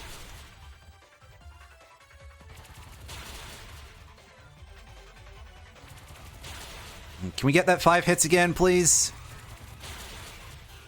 I'm not sure why Fairy resists Bug. I don't know why Fairy would necessarily be weak to Bug.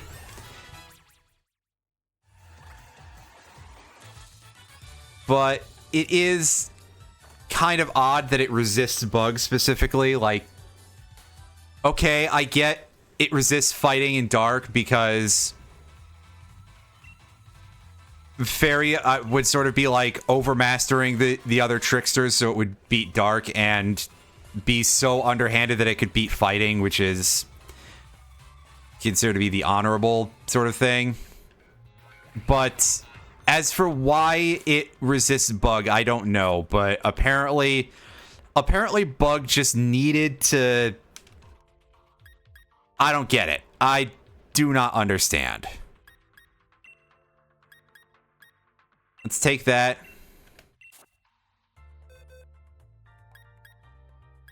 Well, right, but what would they do with that, right? Would they just give it a weakness to, rock?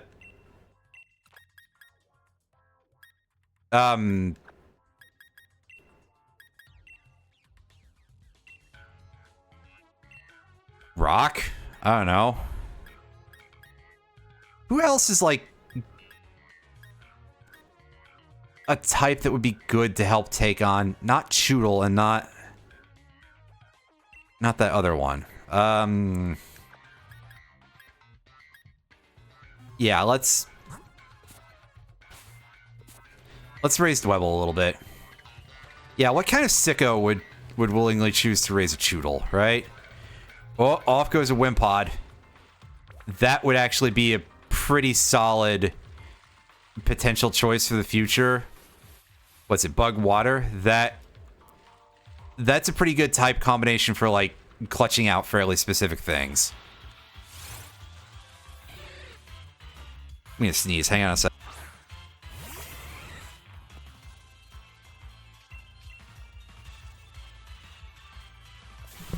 Pardon me.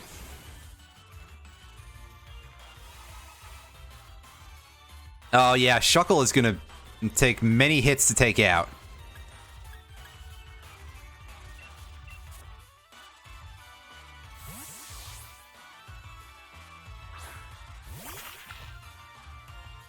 Yeah, that is kind of true, because water bug, it's a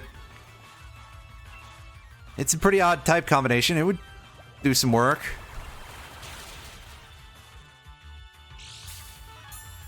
Oh, I bet this Shuckle has a berry juice attached, which is probably like a full heal, because I know how Shuckle's stat spread is. Yeah. Classic Shuckle. Just doing Shuckle stuff, right? You can call me Knuckles. Unlike Sonic, I don't Shuckle. Yeah, that would unfortunately prevent it from being able to help deal with Koraidon's shit. Why are you booing me? I'm right. Wait.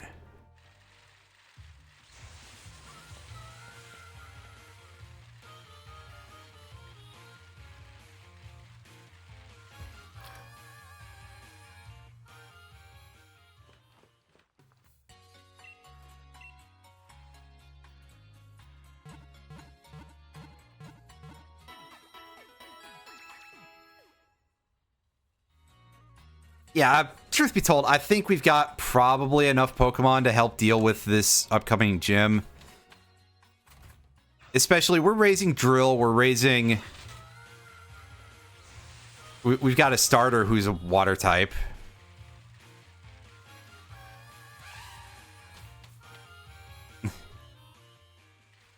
Oh, and then did they not give you that in Arceus?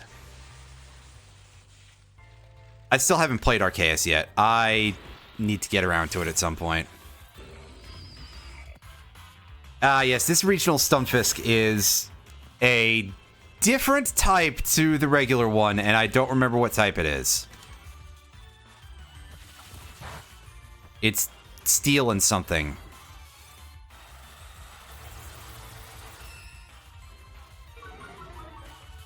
Oh, right. Okay, I gotcha. And there was no Barbaracle in, as I just pronounce it in, like, the weirdest way possible. Ground steel, okay. I mean, I assume it's supposed to be Barbaracle, but I have absolutely heard... I have heard Barbaracle pronounced Barbracle before. And I'm sure I've heard it pronounced Barbaracle. I've heard some very odd Pokemon name pronunciations, and quite a few of them are, in fact, the official Pokemon name pronunciations that are very odd. Like, again, I'm fairly certain that the intended pronunciation of Reuniclus is Reuniclus, and I dislike that every time I think about it. And then, of course, there's Delivered, which doesn't even feel right to say.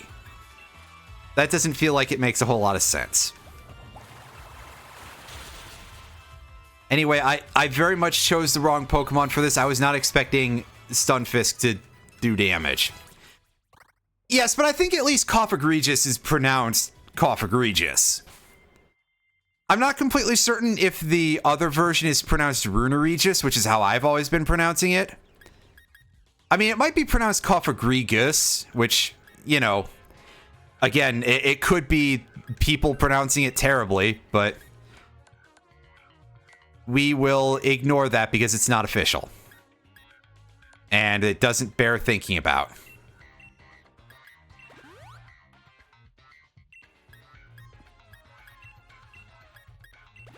Anyway.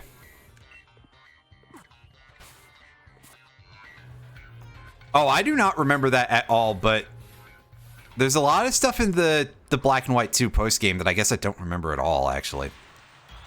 I haven't played that in a while. Ah, Corphish. Slightly low-budget Krabby. A little bit.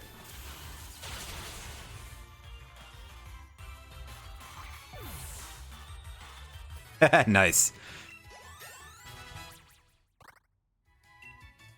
Ooh, double kick. That was a move I was waiting for to come up for a bit here. I'll take that over quick attack. I mean, Jolteon is already very fast. The amount that it needs quick attack would be pretty low. Fury Cutter is bad. I don't like it. I don't like it, man.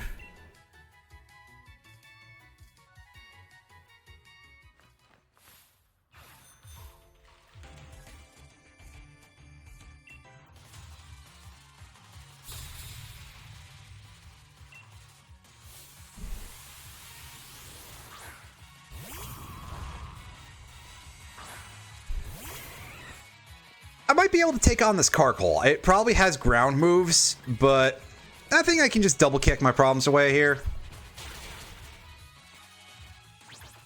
Nah, maybe not as well as I would like.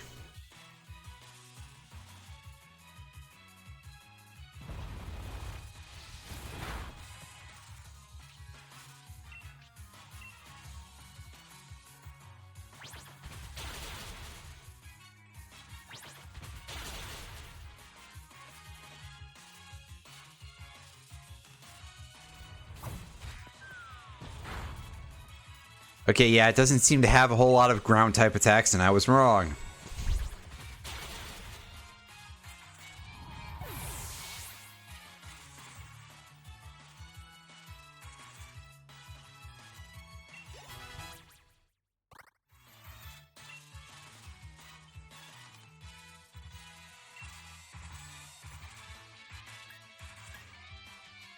I can numb Fury Swipes for Metal Claw, no problem. It's a pretty easy switch for me.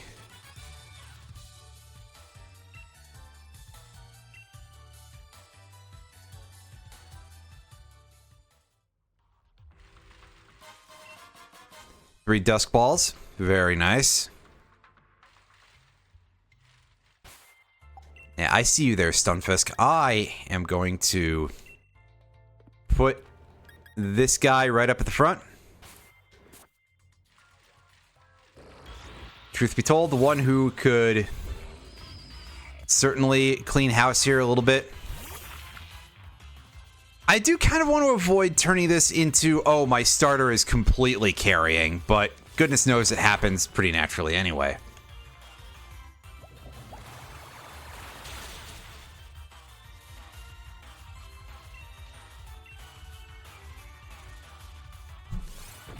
Oops.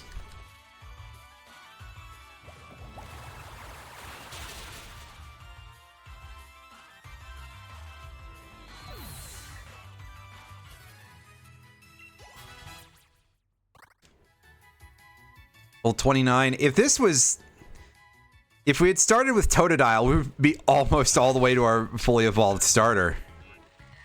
Which is incredible to think about. And of course, Feraligatr is still a monster, so...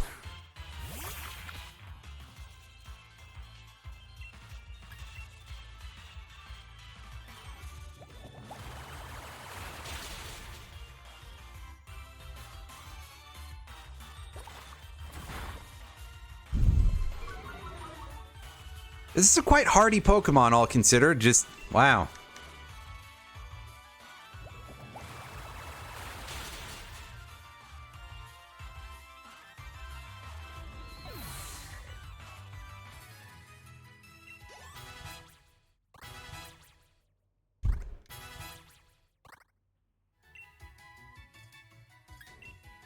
Scary Face, no need for that.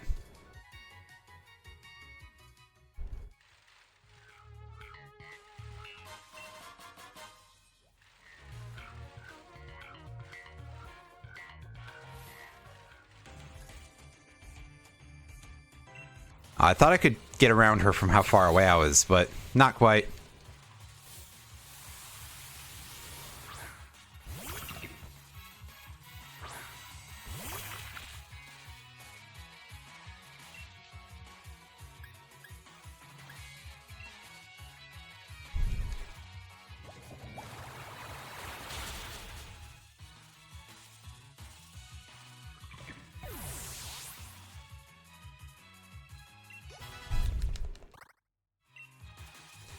Let's learn Incinerate, which is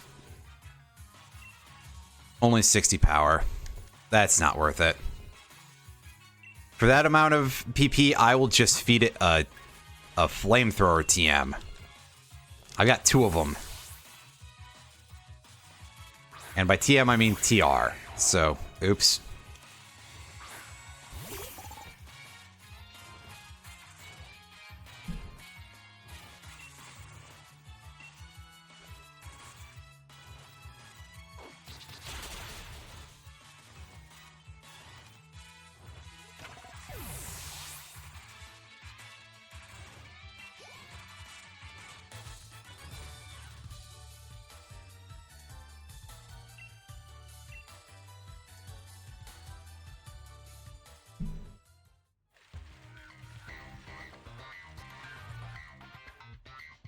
Oh hey, there's a Gastrodon hanging out over there, but we can't reach it right now.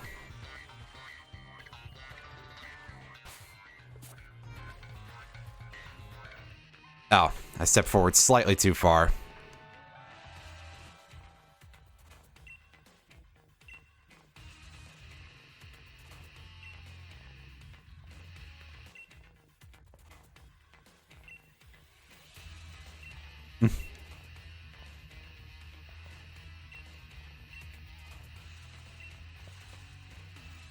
Yeah, no, he doesn't have a chance.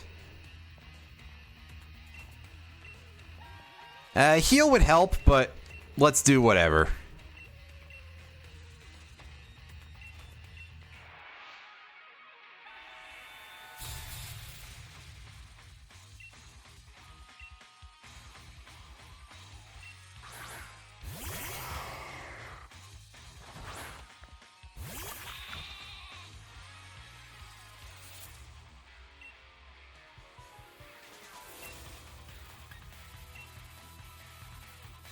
And of course, as you would expect, the Team Yell guys have got kinda just more generic Dark-type Pokemon. A Thievul, a Linoon, You know, just like most villain teams, just, hey, sticking to one type, more or less. Ooh, that was a fairly strong hit. I'm surprised that Linoon didn't go down because it's normal dark type.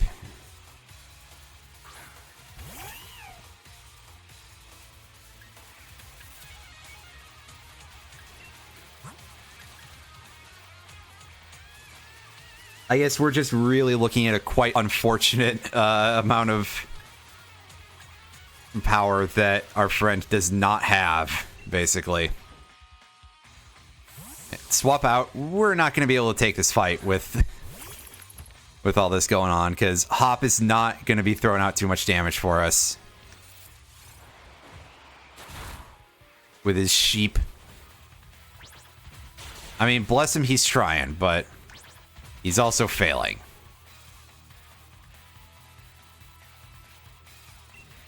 And I don't think it really matters who we target here because there's no fucking way that we're going first. So we'll go after the Liepard because I think it's more fragile.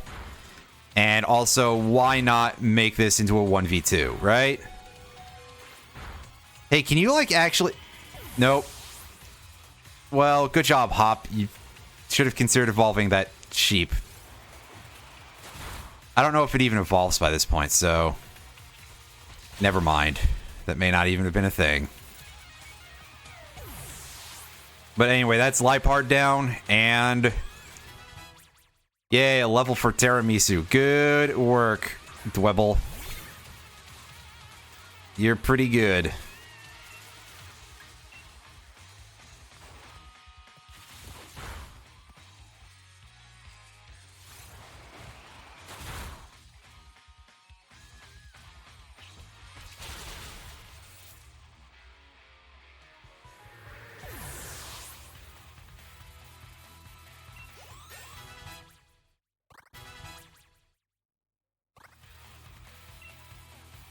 Let's learn U-turn. I can dump Pound for that and we'll be okay, I think.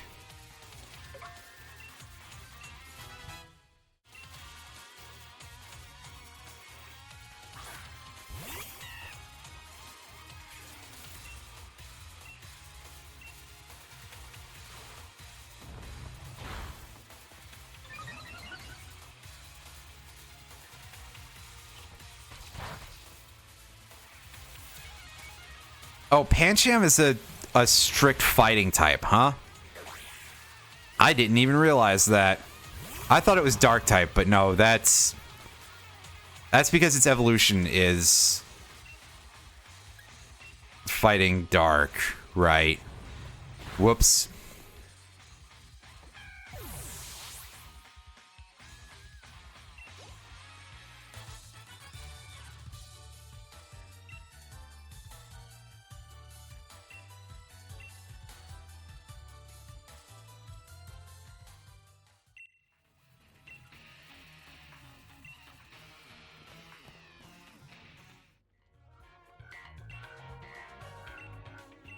Off they go.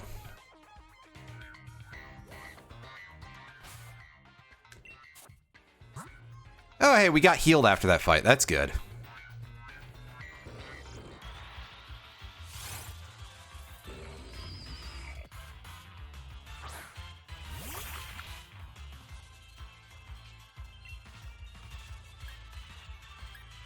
I probably should, like, move these around at some point. So I don't just mash straight into U-turn, which is not going to be very useful.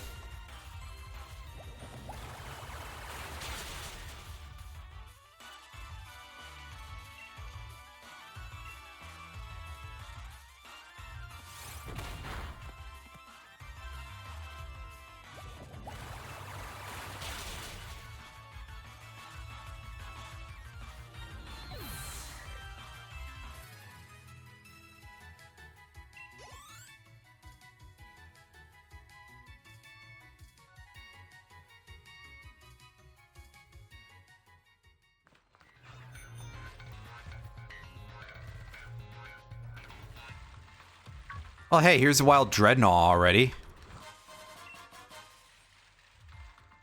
Neat, we got a star piece, a lot of Shellos here.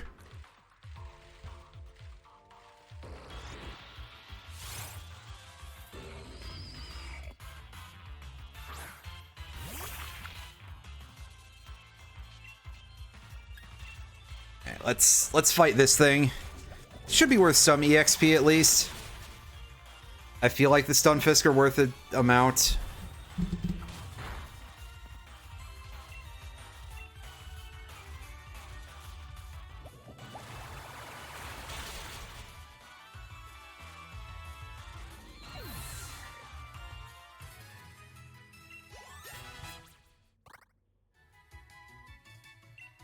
Wants to learn Sandstorm. Nah.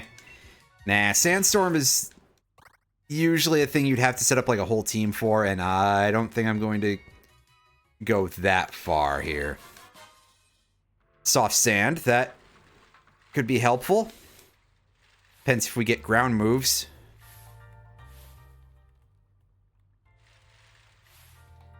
Okay, yeah, Stunfisk. Go get the TM first. Sand Tomb. Well, there's one at least, but I don't know how likely we are to use that.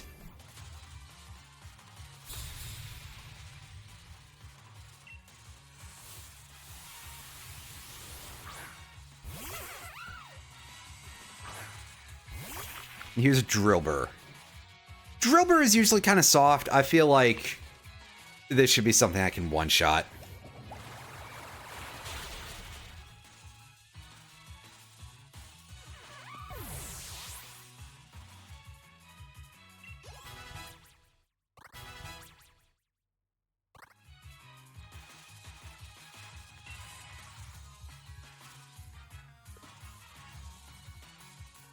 So now Onyx. Yeah, this thing will only live if it has Sturdy as an ability. Which, to be fair, it usually does. But yeah, we already defeated a stronger Onyx than this out in the wild area. So, wah wah.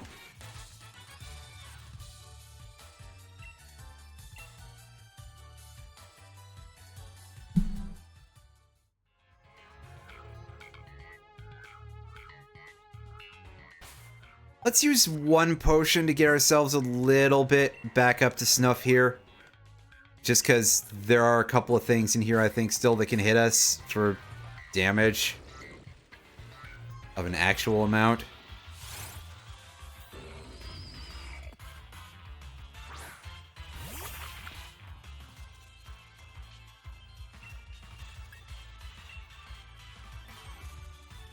Like, these Stunfists can actually kind of deal some damage.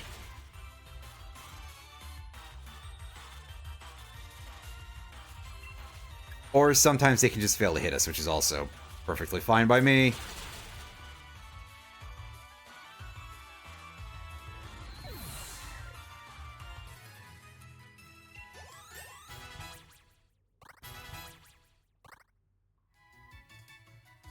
I think the Galar starters evolve at the usual, like, level 36 or so.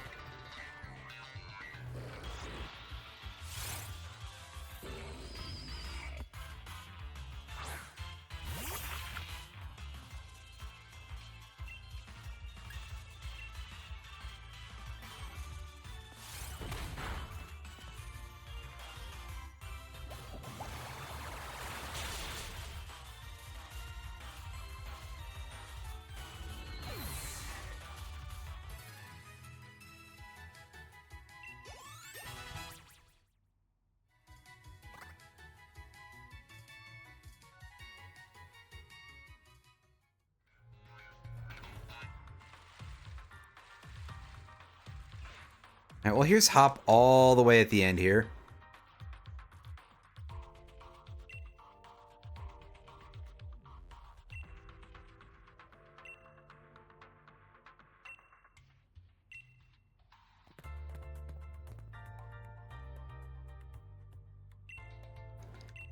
Ah, I see. They're trying to not be bad guys, but they kind of suck.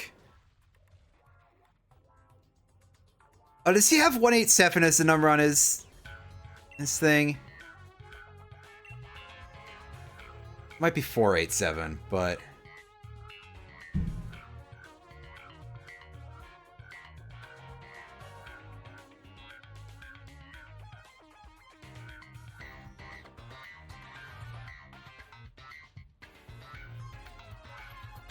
Yeah, no, it's 187. Wow.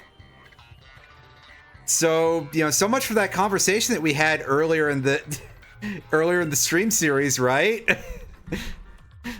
Funny, maybe Kabu is actually a murderer, right? Or maybe he just really likes that one Snoop song where they mention it. I don't know.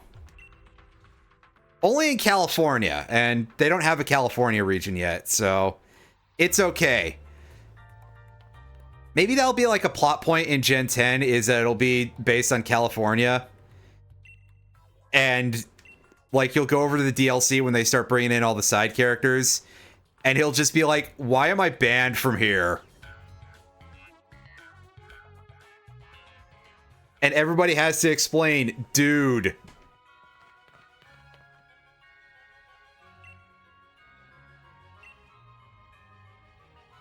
Ah, good. We can teach Pokemon the ways of capitalism. Horrifying.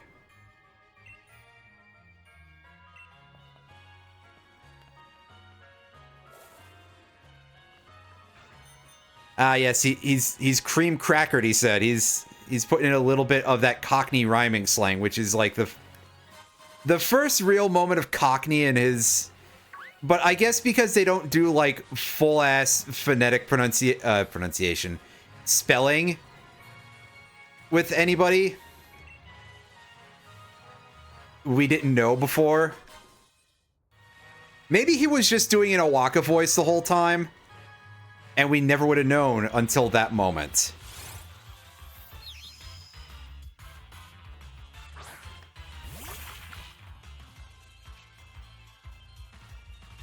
The hat Pokemon is worried about our ability to punch it. Or U-turn it. That's also a possibility. Oh, it died in one hit. Oh, darn. If we want to catch it, we'll have to use a Pokemon that's not as strong.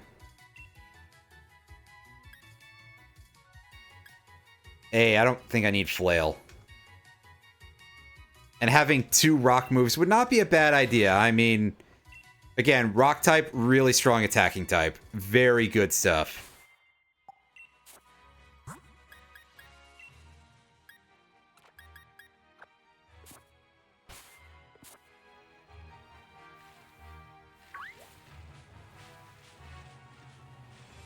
Oh, hey, look, it's Sudowoodo.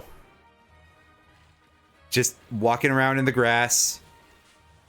Doesn't know or care that there are no trees around. Oh, that might have been a mistake. They're just like, ah, fuck it.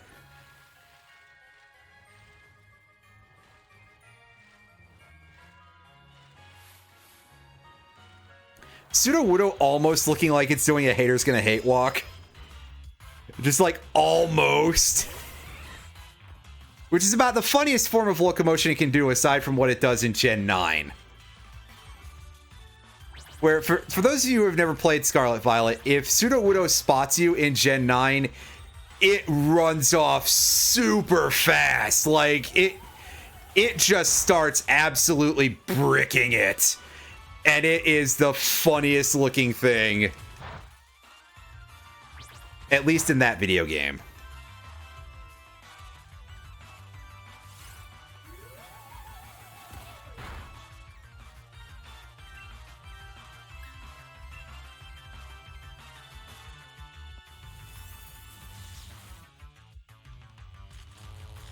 Let's paralyze this Hatena, so that way we have a chance of catching it.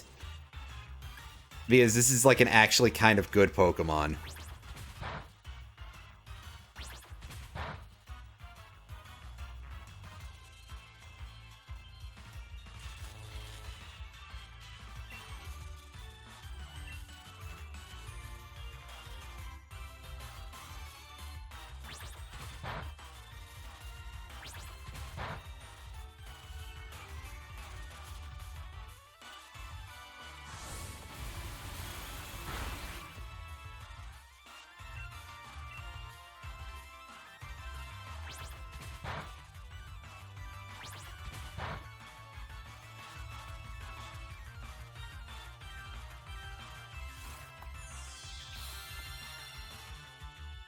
Oh, you fucker. It has a healing move. Oh. Haven't I suffered enough? No, apparently.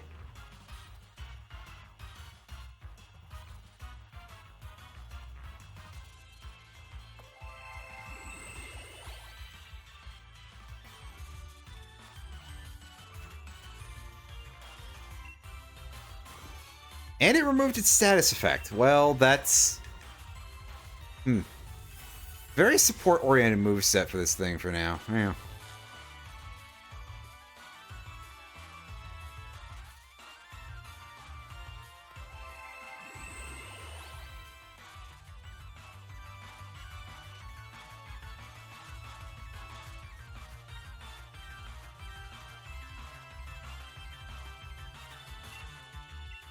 Oh, I didn't even notice it removed its own status effect again. Whoops.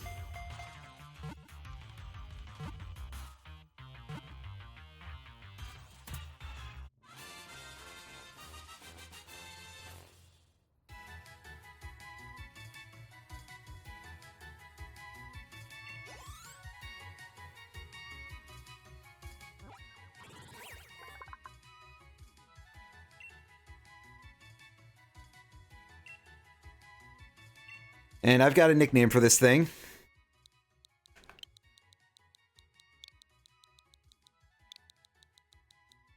Not even going with my usual choice here. But I'm naming it after a fairly common staff in the Final Fantasy series, because it fits with the magic theme. Go to box.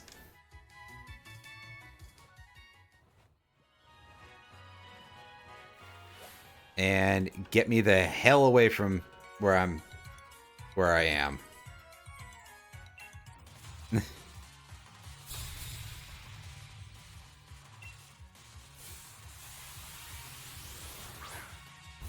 Oh, hey, look, a Yamper. Is this thing part normal? No. Well, I think it'll be fine to stay in.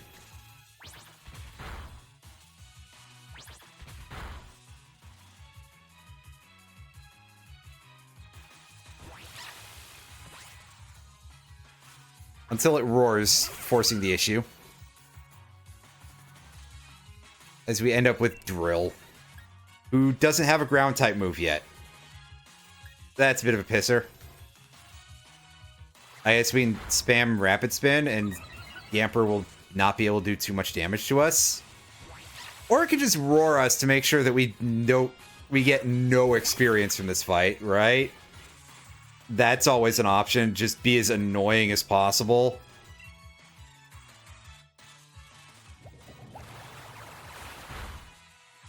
That's my favorite type of trainer Pokemon. Even more than the 6 Magikarp guy. Like, the 6 Magikarp guy and his Magikarp are always kind of legendary. But this trainer type who just constantly uses phasing moves to constantly switch your Pokemon out for no real benefit except to make sure that the EXP yields are as shit as possible is kind of special.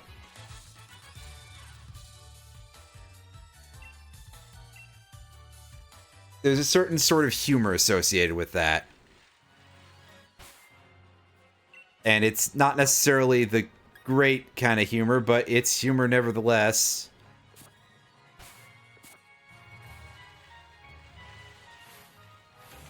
Hey, guy. Oh, you are extremely British.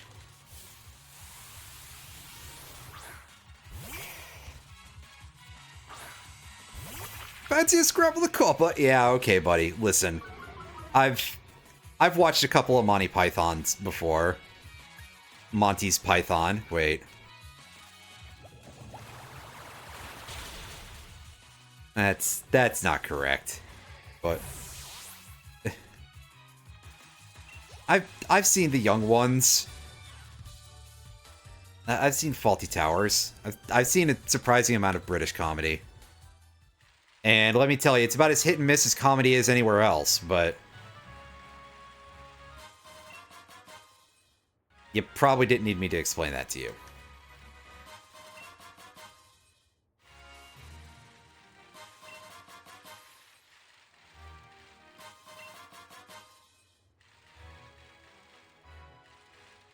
Hey, you. Oh, you're not even a trainer. You're just a person in a uniform. Okay, yeah, that's the gym. There's the hotel that we're supposed to go stay at. But first, we're gonna go heal. Just because you would think that it would happen as part of the staying over at the hotel, but not necessarily.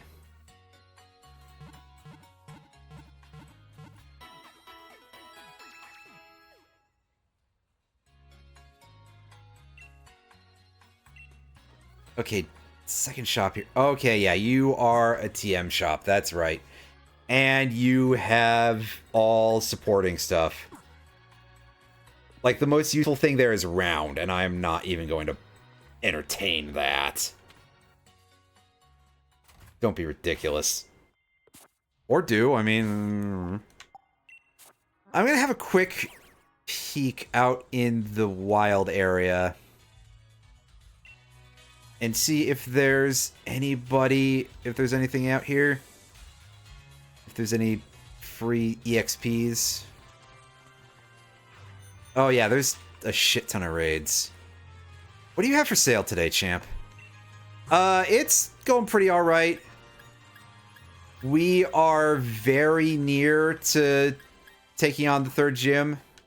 In fact, I pretty much just have to go back into town and watch a cutscene probably to go do that. But first, let's fight a raid. It's a normal flying type.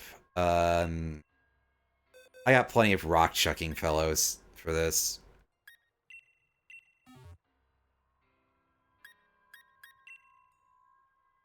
Did Eden unlocks with some friends? This is a hoot hoot or something, isn't it? Yeah, I was gonna realize. Yeah, it's round enough.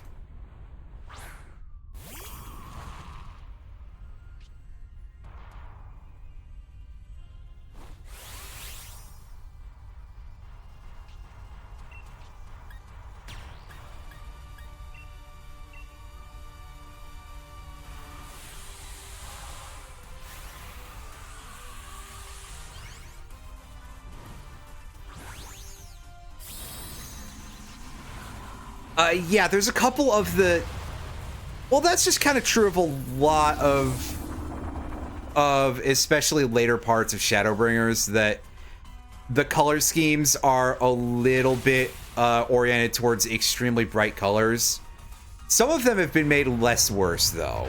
Like, I'm not sure how that sits with the Eden stuff, but I'm definitely thinking of Mount Gulg. There were some areas where some of the AoEs just looked very, very hard on the eyes. And they have since been improved to be a little bit less painful, at least. Another one that I find to be kind of nasty for the coloring is one of the ones in Endwalker. I won't go into any more details. I'll just say that once you get to the string of 8-mans for Endwalker, you'll know which one it is when you get there. Because there's a lot of, like, orange on orange, but I think that one has also been retouched a little bit to be less bad than it was when I first started playing. Okay, normal type. The only fighting move I have is double kick on here. You know what? Fuck it, we're doing it anyway. Fuck it, we'll do it live.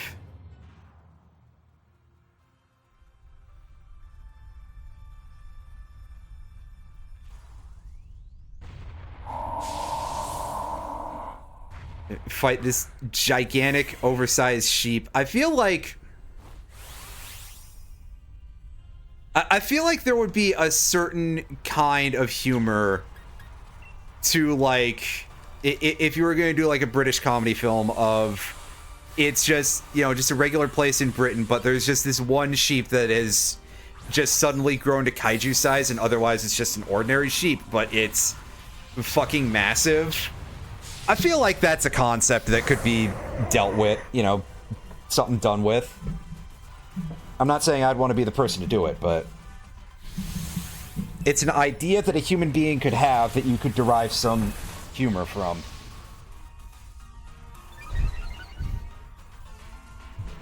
Anyway. This is still only a 2-star. This shouldn't be too hard.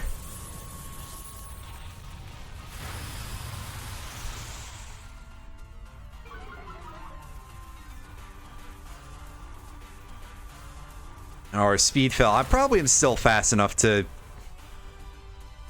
get a hit in before it does, at least. I don't know about everyone else. We'll find out, though.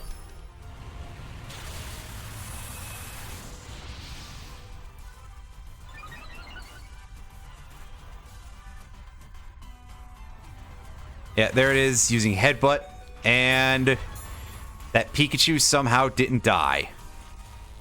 That's a shock.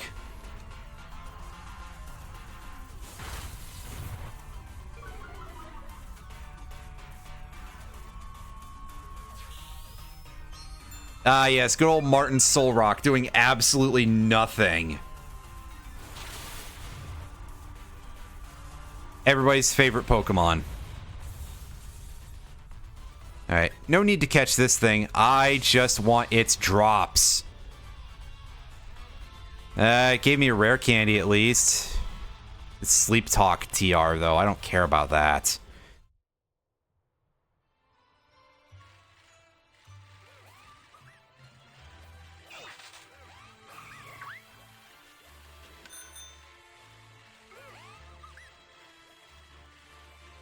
For a sec, I thought that was the shiny stump. I've seen so many shiny phantoms.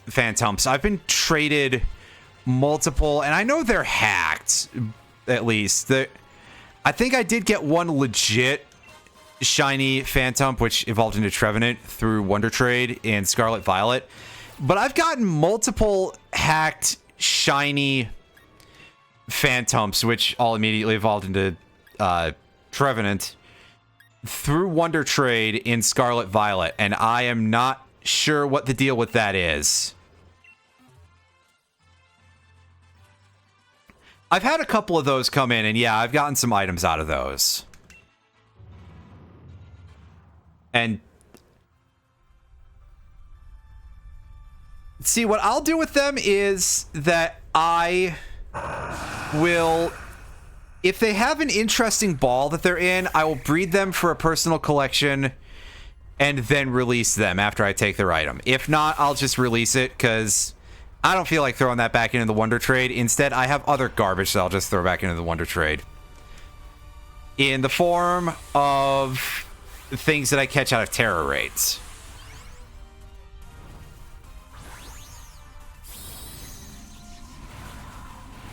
Probably because I started doing that early on and just didn't stop.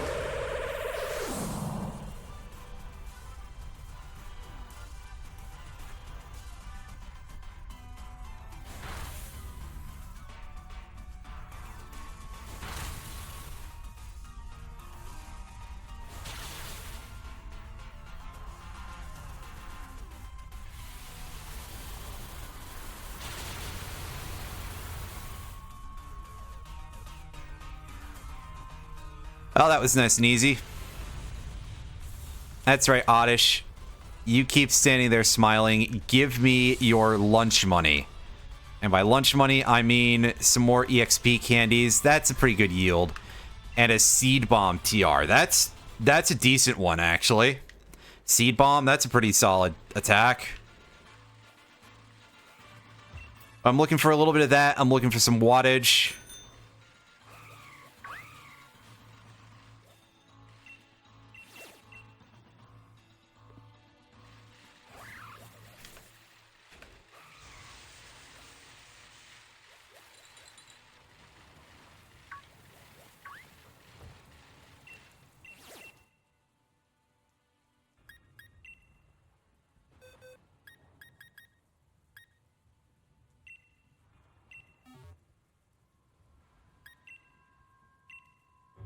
This'll probably be like a Tranquil or something. That looks like an actual bird.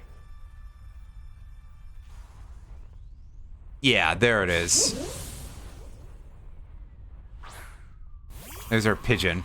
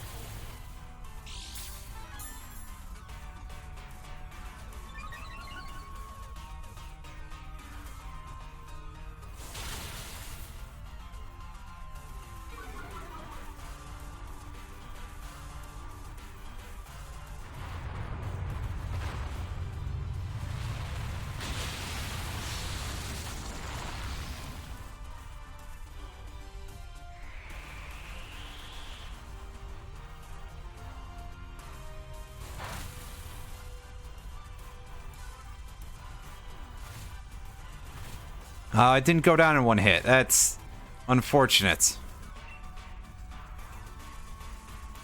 Might have been smarter to bring in Jolteon for that electric terrain effect.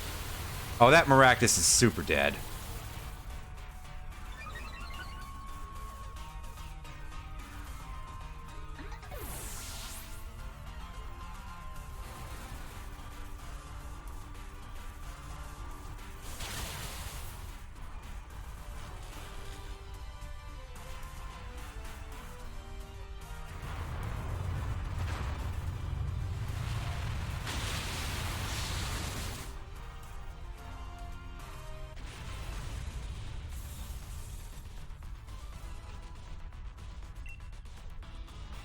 Oh, nah, don't bother throwing the ball at that. Oh, wow, try attack. Wow.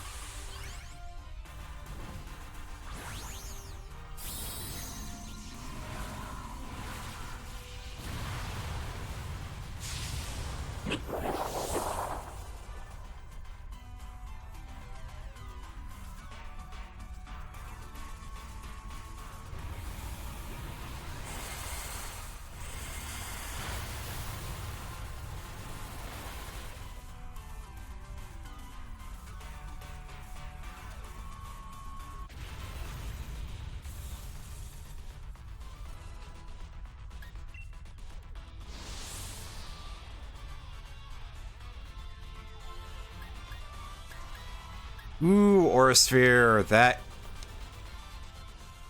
again, would be probably useful if we can actually use it on a Pokemon in our party. Because I keep getting a lot of these good moves, but I don't really have a party that will be able to use them, unfortunately. Oh, hey, there's an amulet coin. Like I think I said earlier, I will definitely forget to put that to use. Sort by type. Yeah, nobody can use Aura Sphere. Nobody can use Seed Bomb. Our whole party can learn Sleep Talk, but who gives a shit? Like, why would I do that?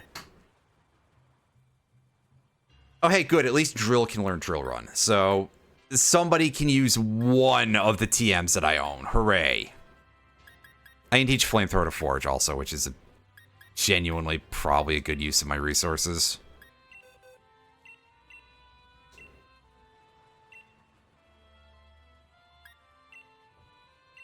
Definitely don't need Scratch.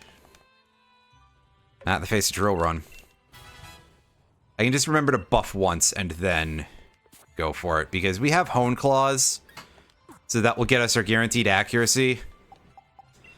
But for now, we want to go fly back to Motostoke and take our cutscene and go.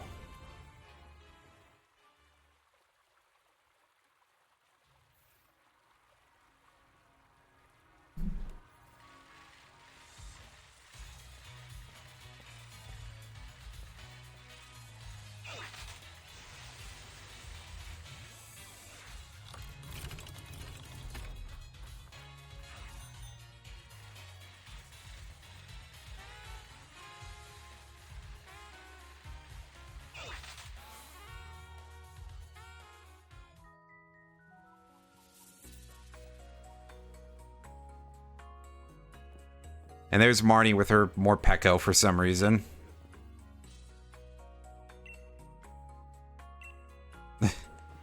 Or we can just be like, ugh. This is tiring. I just want to move on with the plot and stuff. She's opening with Croagunk. This would be a good place for us to have a Psychic attack, because that could just one-shot it.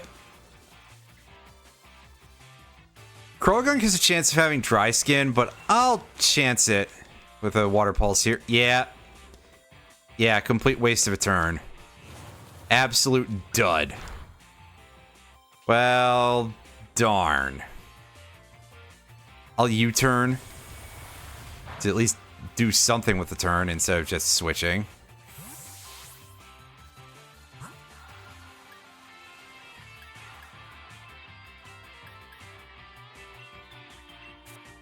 Swap out. This'll do. This will do.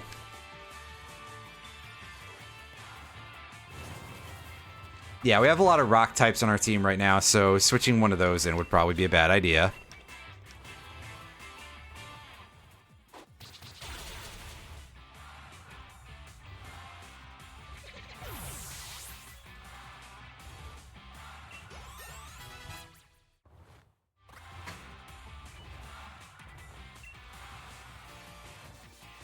So Morpeko, as we know, is an electric type that sometimes has dark type, basically like every other turn. Which means that it is going to dislike getting attacked by Drill Run. Granted, we're at a 4-level disadvantage, but we should still be able to get something done here.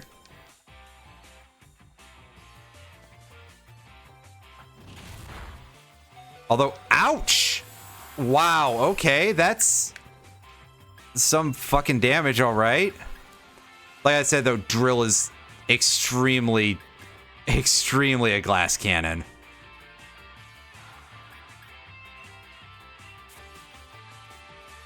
This might not be a very easy thing for us to deal with, to be perfectly honest with you, because this Pokemon actually has some speed.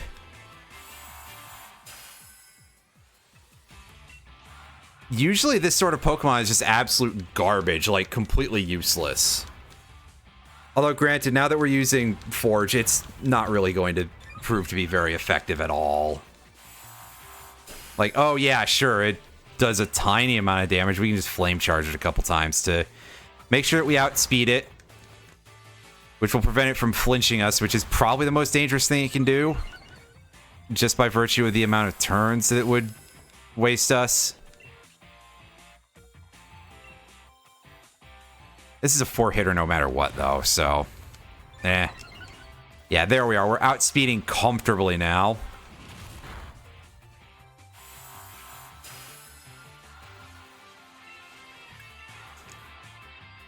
I was gonna see if we can get the full boost here, but of course she's using a super potion to put that thing back up to full.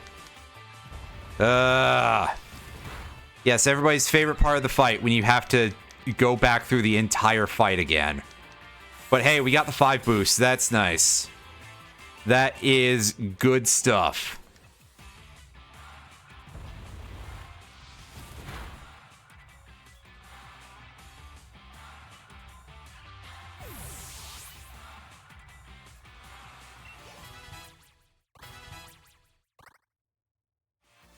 Excellent.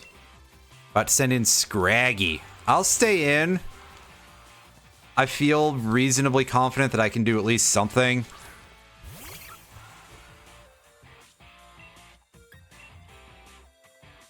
I wish so badly I could baton pass, actually, but that's neither here nor there.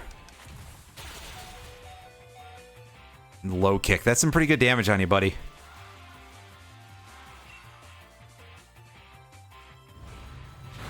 Come on, roll high. Yes. Very good.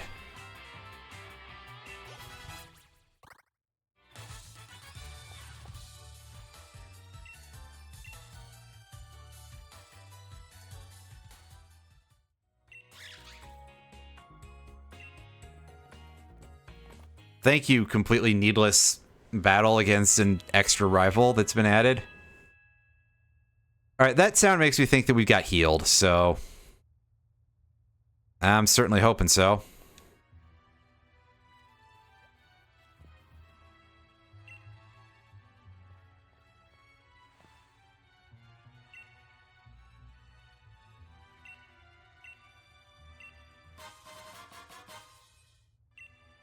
Oh, I get it. Her entire personality type is just, hey, a tsundere. Wow. Wow. I've seen more than one animes ever.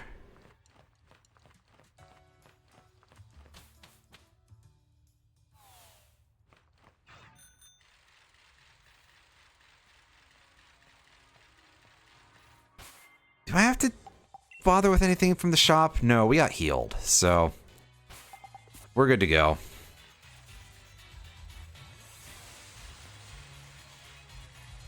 Let's go and take on this gym challenge. And hopefully Hop's not going to be annoying by dragging us into another fight.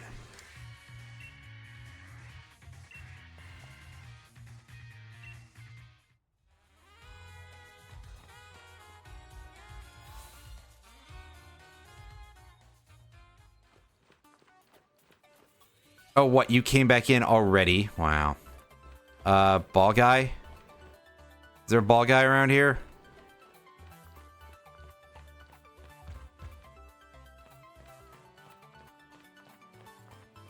Shockingly, no ball guy.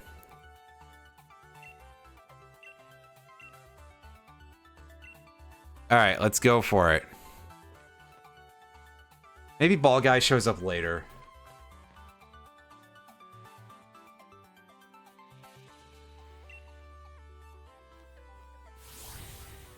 Well, how so? You care to explain? The answer is no.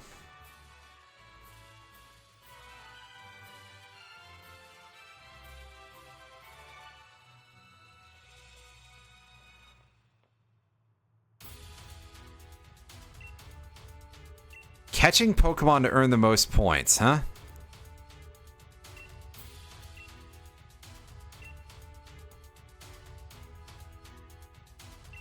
Ooh, this is interesting. So I do not remember this at all. Can I just, like, defeat these random trainers?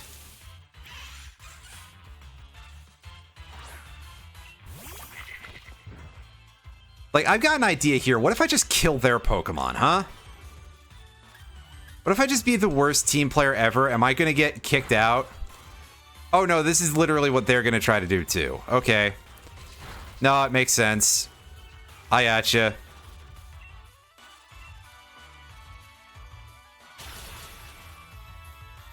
This is a little stupid, but okay.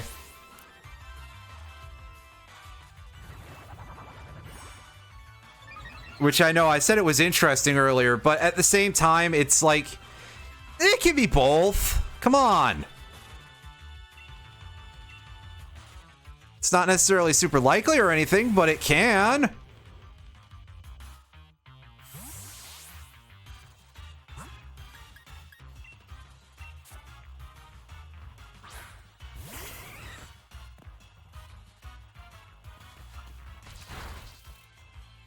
Ow. That shit fucking hurts because, of course, Jolteon has, like, no defensive profile whatsoever. So if this Sizzlipede wants to get paralyzed more, would be really good. Like, could you please? In fact, I want to deal with this as little as possible, so I'm just going to throw a Great Ball right off the hop here. We got the paralysis. This should hopefully be enough. And it's shipped, so, like, we're fine, right?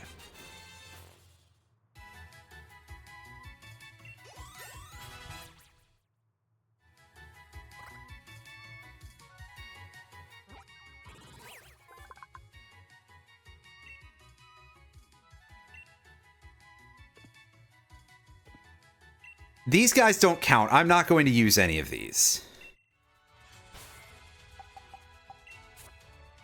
So I'm not even going to nickname them because, like I said, they do not count for our purposes.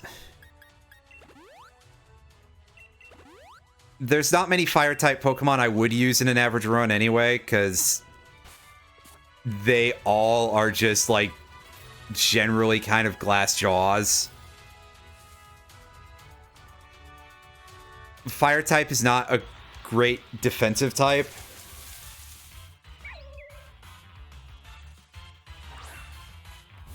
And I can get the offensive profile almost anywhere else, really.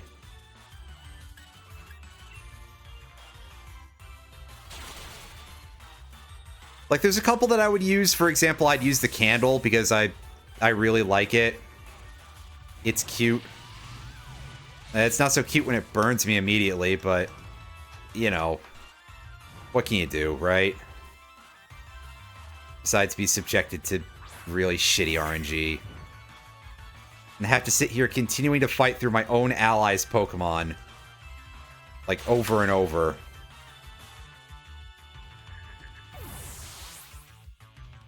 Again, an interesting challenge, but I don't think it's one that would have, like, a lot of shelf life, you know? Like, it's an idea to do once, and they have only done it once so far. I can't wait for that to change.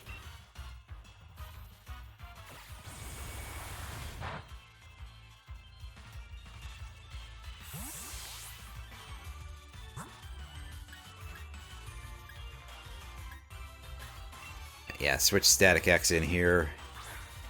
Paralyze, throw balls, and go. Oh, of course, we get confused on the switch. That's... of course, it's a ghost type. How disappointing.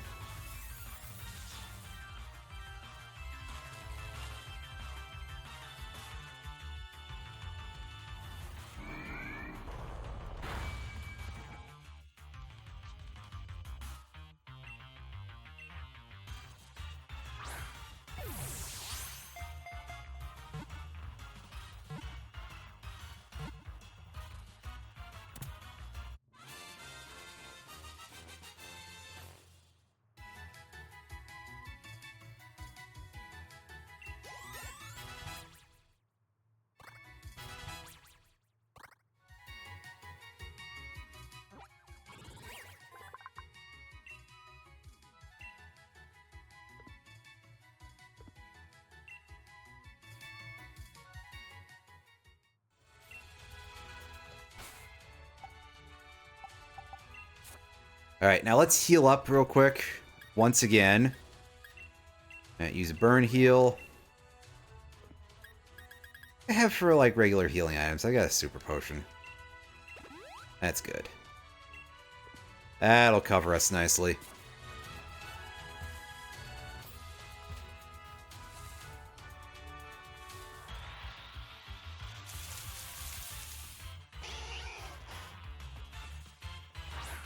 Alright, now we could catch this Vulpix or we could just destroy it. I feel reasonably confident that I can one-shot it, but just to make absolutely sure that the other guy has no chance whatsoever.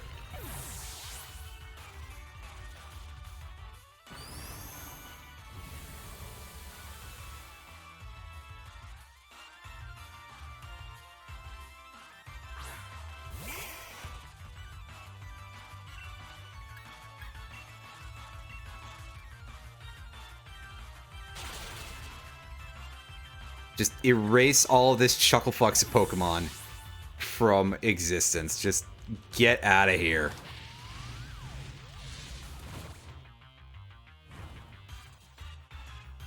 And of course we get Will-O-Wisp again.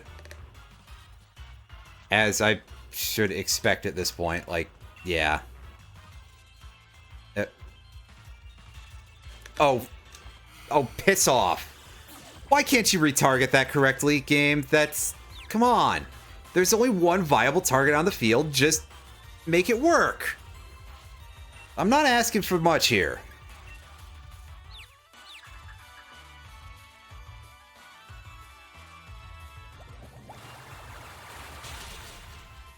How dare you slightly overmash, right?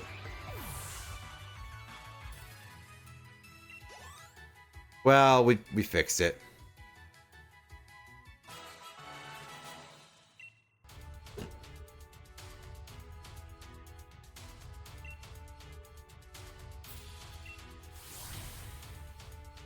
That blonde guy with the mustache and the horrible hair looks like such a jerk. Like, he looks like he would be a massive snob, you know? Anyway, we gotta burn heal it once again because, yeah.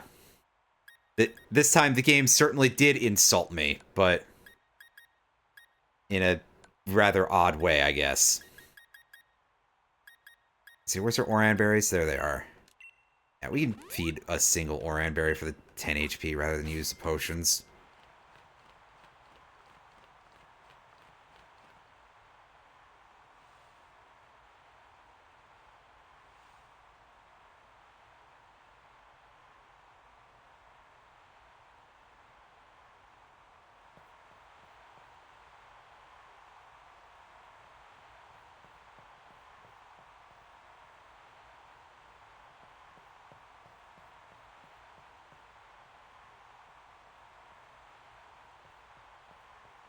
Alright, now let's see how difficult this guy actually is. I think that, like, Kabu actually is supposed to be... Like, they hype him up a lot, but I think he actually is generally considered to be tough. Which, for a Fire-type gym leader, kind of impressive, because usually Fire-type Pokemon are a little bit on the frail side.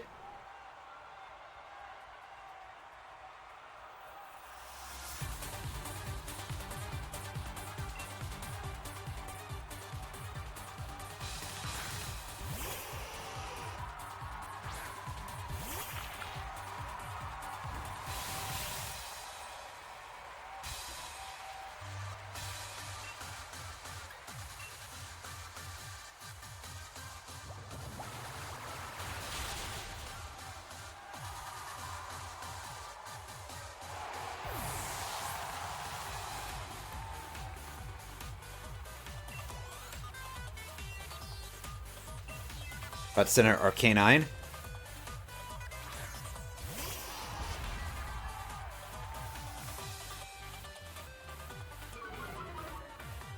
Ah, yes, it's debuffing my stat that doesn't matter that much, actually.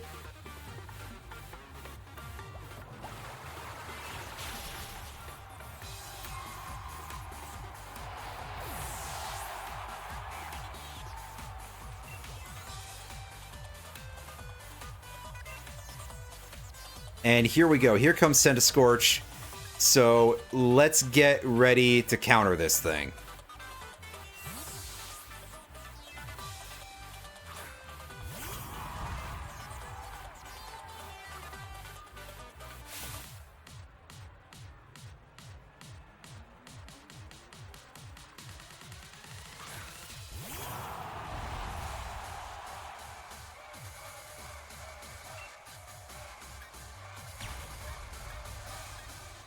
Alright, hit him with the Max Roxfall version Ancient Power.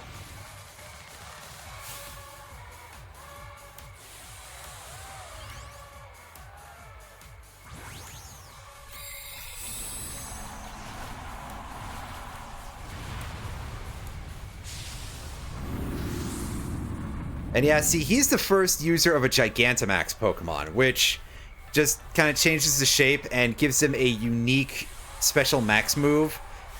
I forget what Centiskorch's special max move is.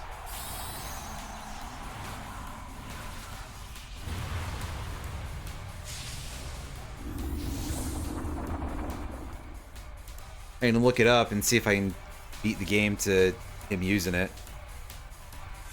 Okay, yeah, he's using Max Flutterby, which is the usual bug type max move. Yeah, the one he has is called G-Max Centiferno, which replaces fire moves. And it produces an effect similar to Fire Spin.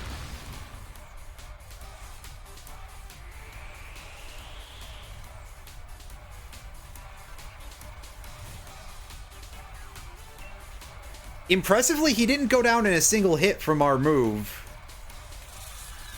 But I think I didn't see what Flutterby debuffed. It might have been special attack. In which case, that would actually cause us a bit of problem. Yeah, special attack. So that severely reduces our damage because we are using the one that's based on special attack. But on the other hand, second time around, it wasn't enough of a debuff.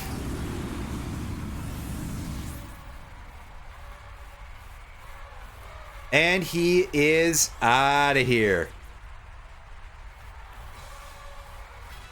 Shockingly easy. Got ourselves to level 30. We can learn Crush Claw on Drill. How strong is Crush Claw? It's decent.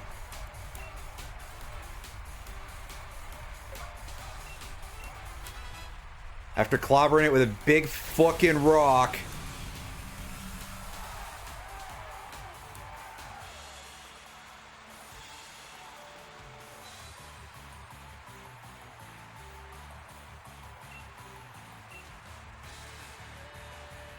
And there we go. There's our third gym badge. In what ultimately was a fairly easy fight.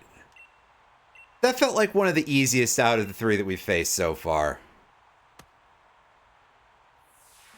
Granted, none of them were like super difficult or anything, but still.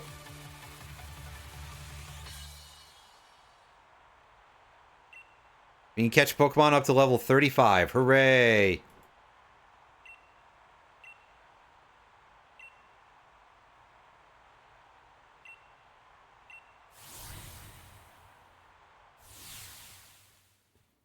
What level do we get Colossal at?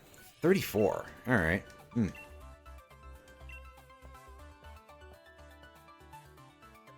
here's this guy again. Coming here with his snooty accent, right? Oh, probably. TM38, Will-O-Wisp. That is not great. I'd prefer having damage. We're playing Sword, Credence. Because that's the one that I own. Yeah, unfortunately, we have what is arguably probably the worst lineup of gym leaders. I mentioned that, and Alan came right in when I referred to her as the MILF. Classic Alan, just showing up at times like that. He would, too. Alan, I don't know if you're still awake, but we love you anyway. At this point, he's probably not.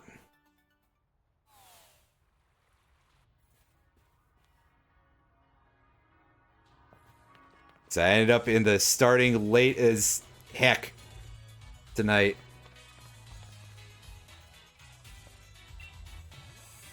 Yeah, probably. Hey, I just want to go heal and, like, save.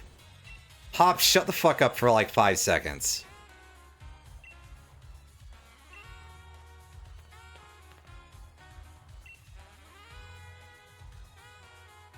As the first three are just immediately like, hey, yeah, good job, guys.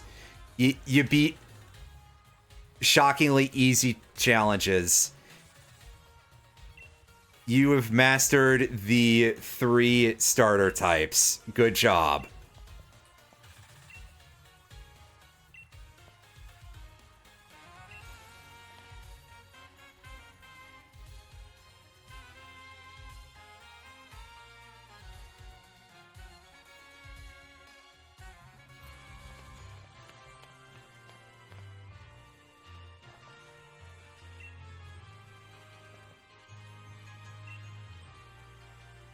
Yeah, so we gotta go around the big city to get to the bigger city. Yeah. We can catch Pokemon up to level 35. I mean, that's something at least, Hop.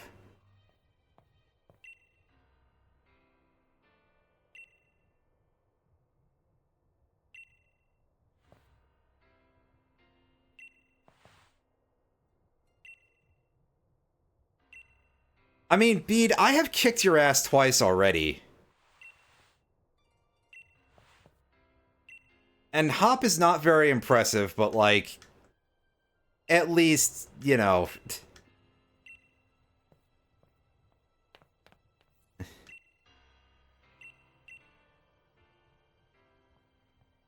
Like I said, come off it. These two are both way, way too assured of their own skill. And I don't remember what kind of character development Hop goes through, aside from not that much.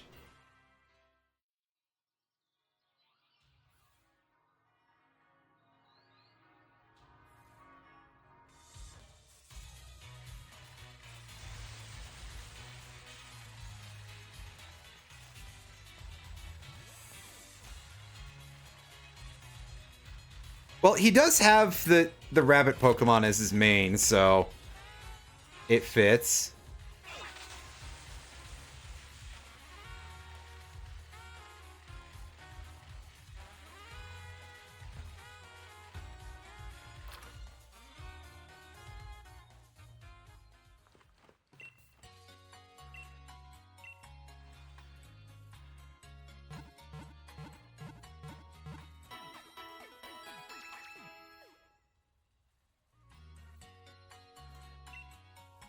Anyway, I just wanted to get that heal in before we save, because, yeah, it's been about 3 hours of stream, and we got through 2 gyms today.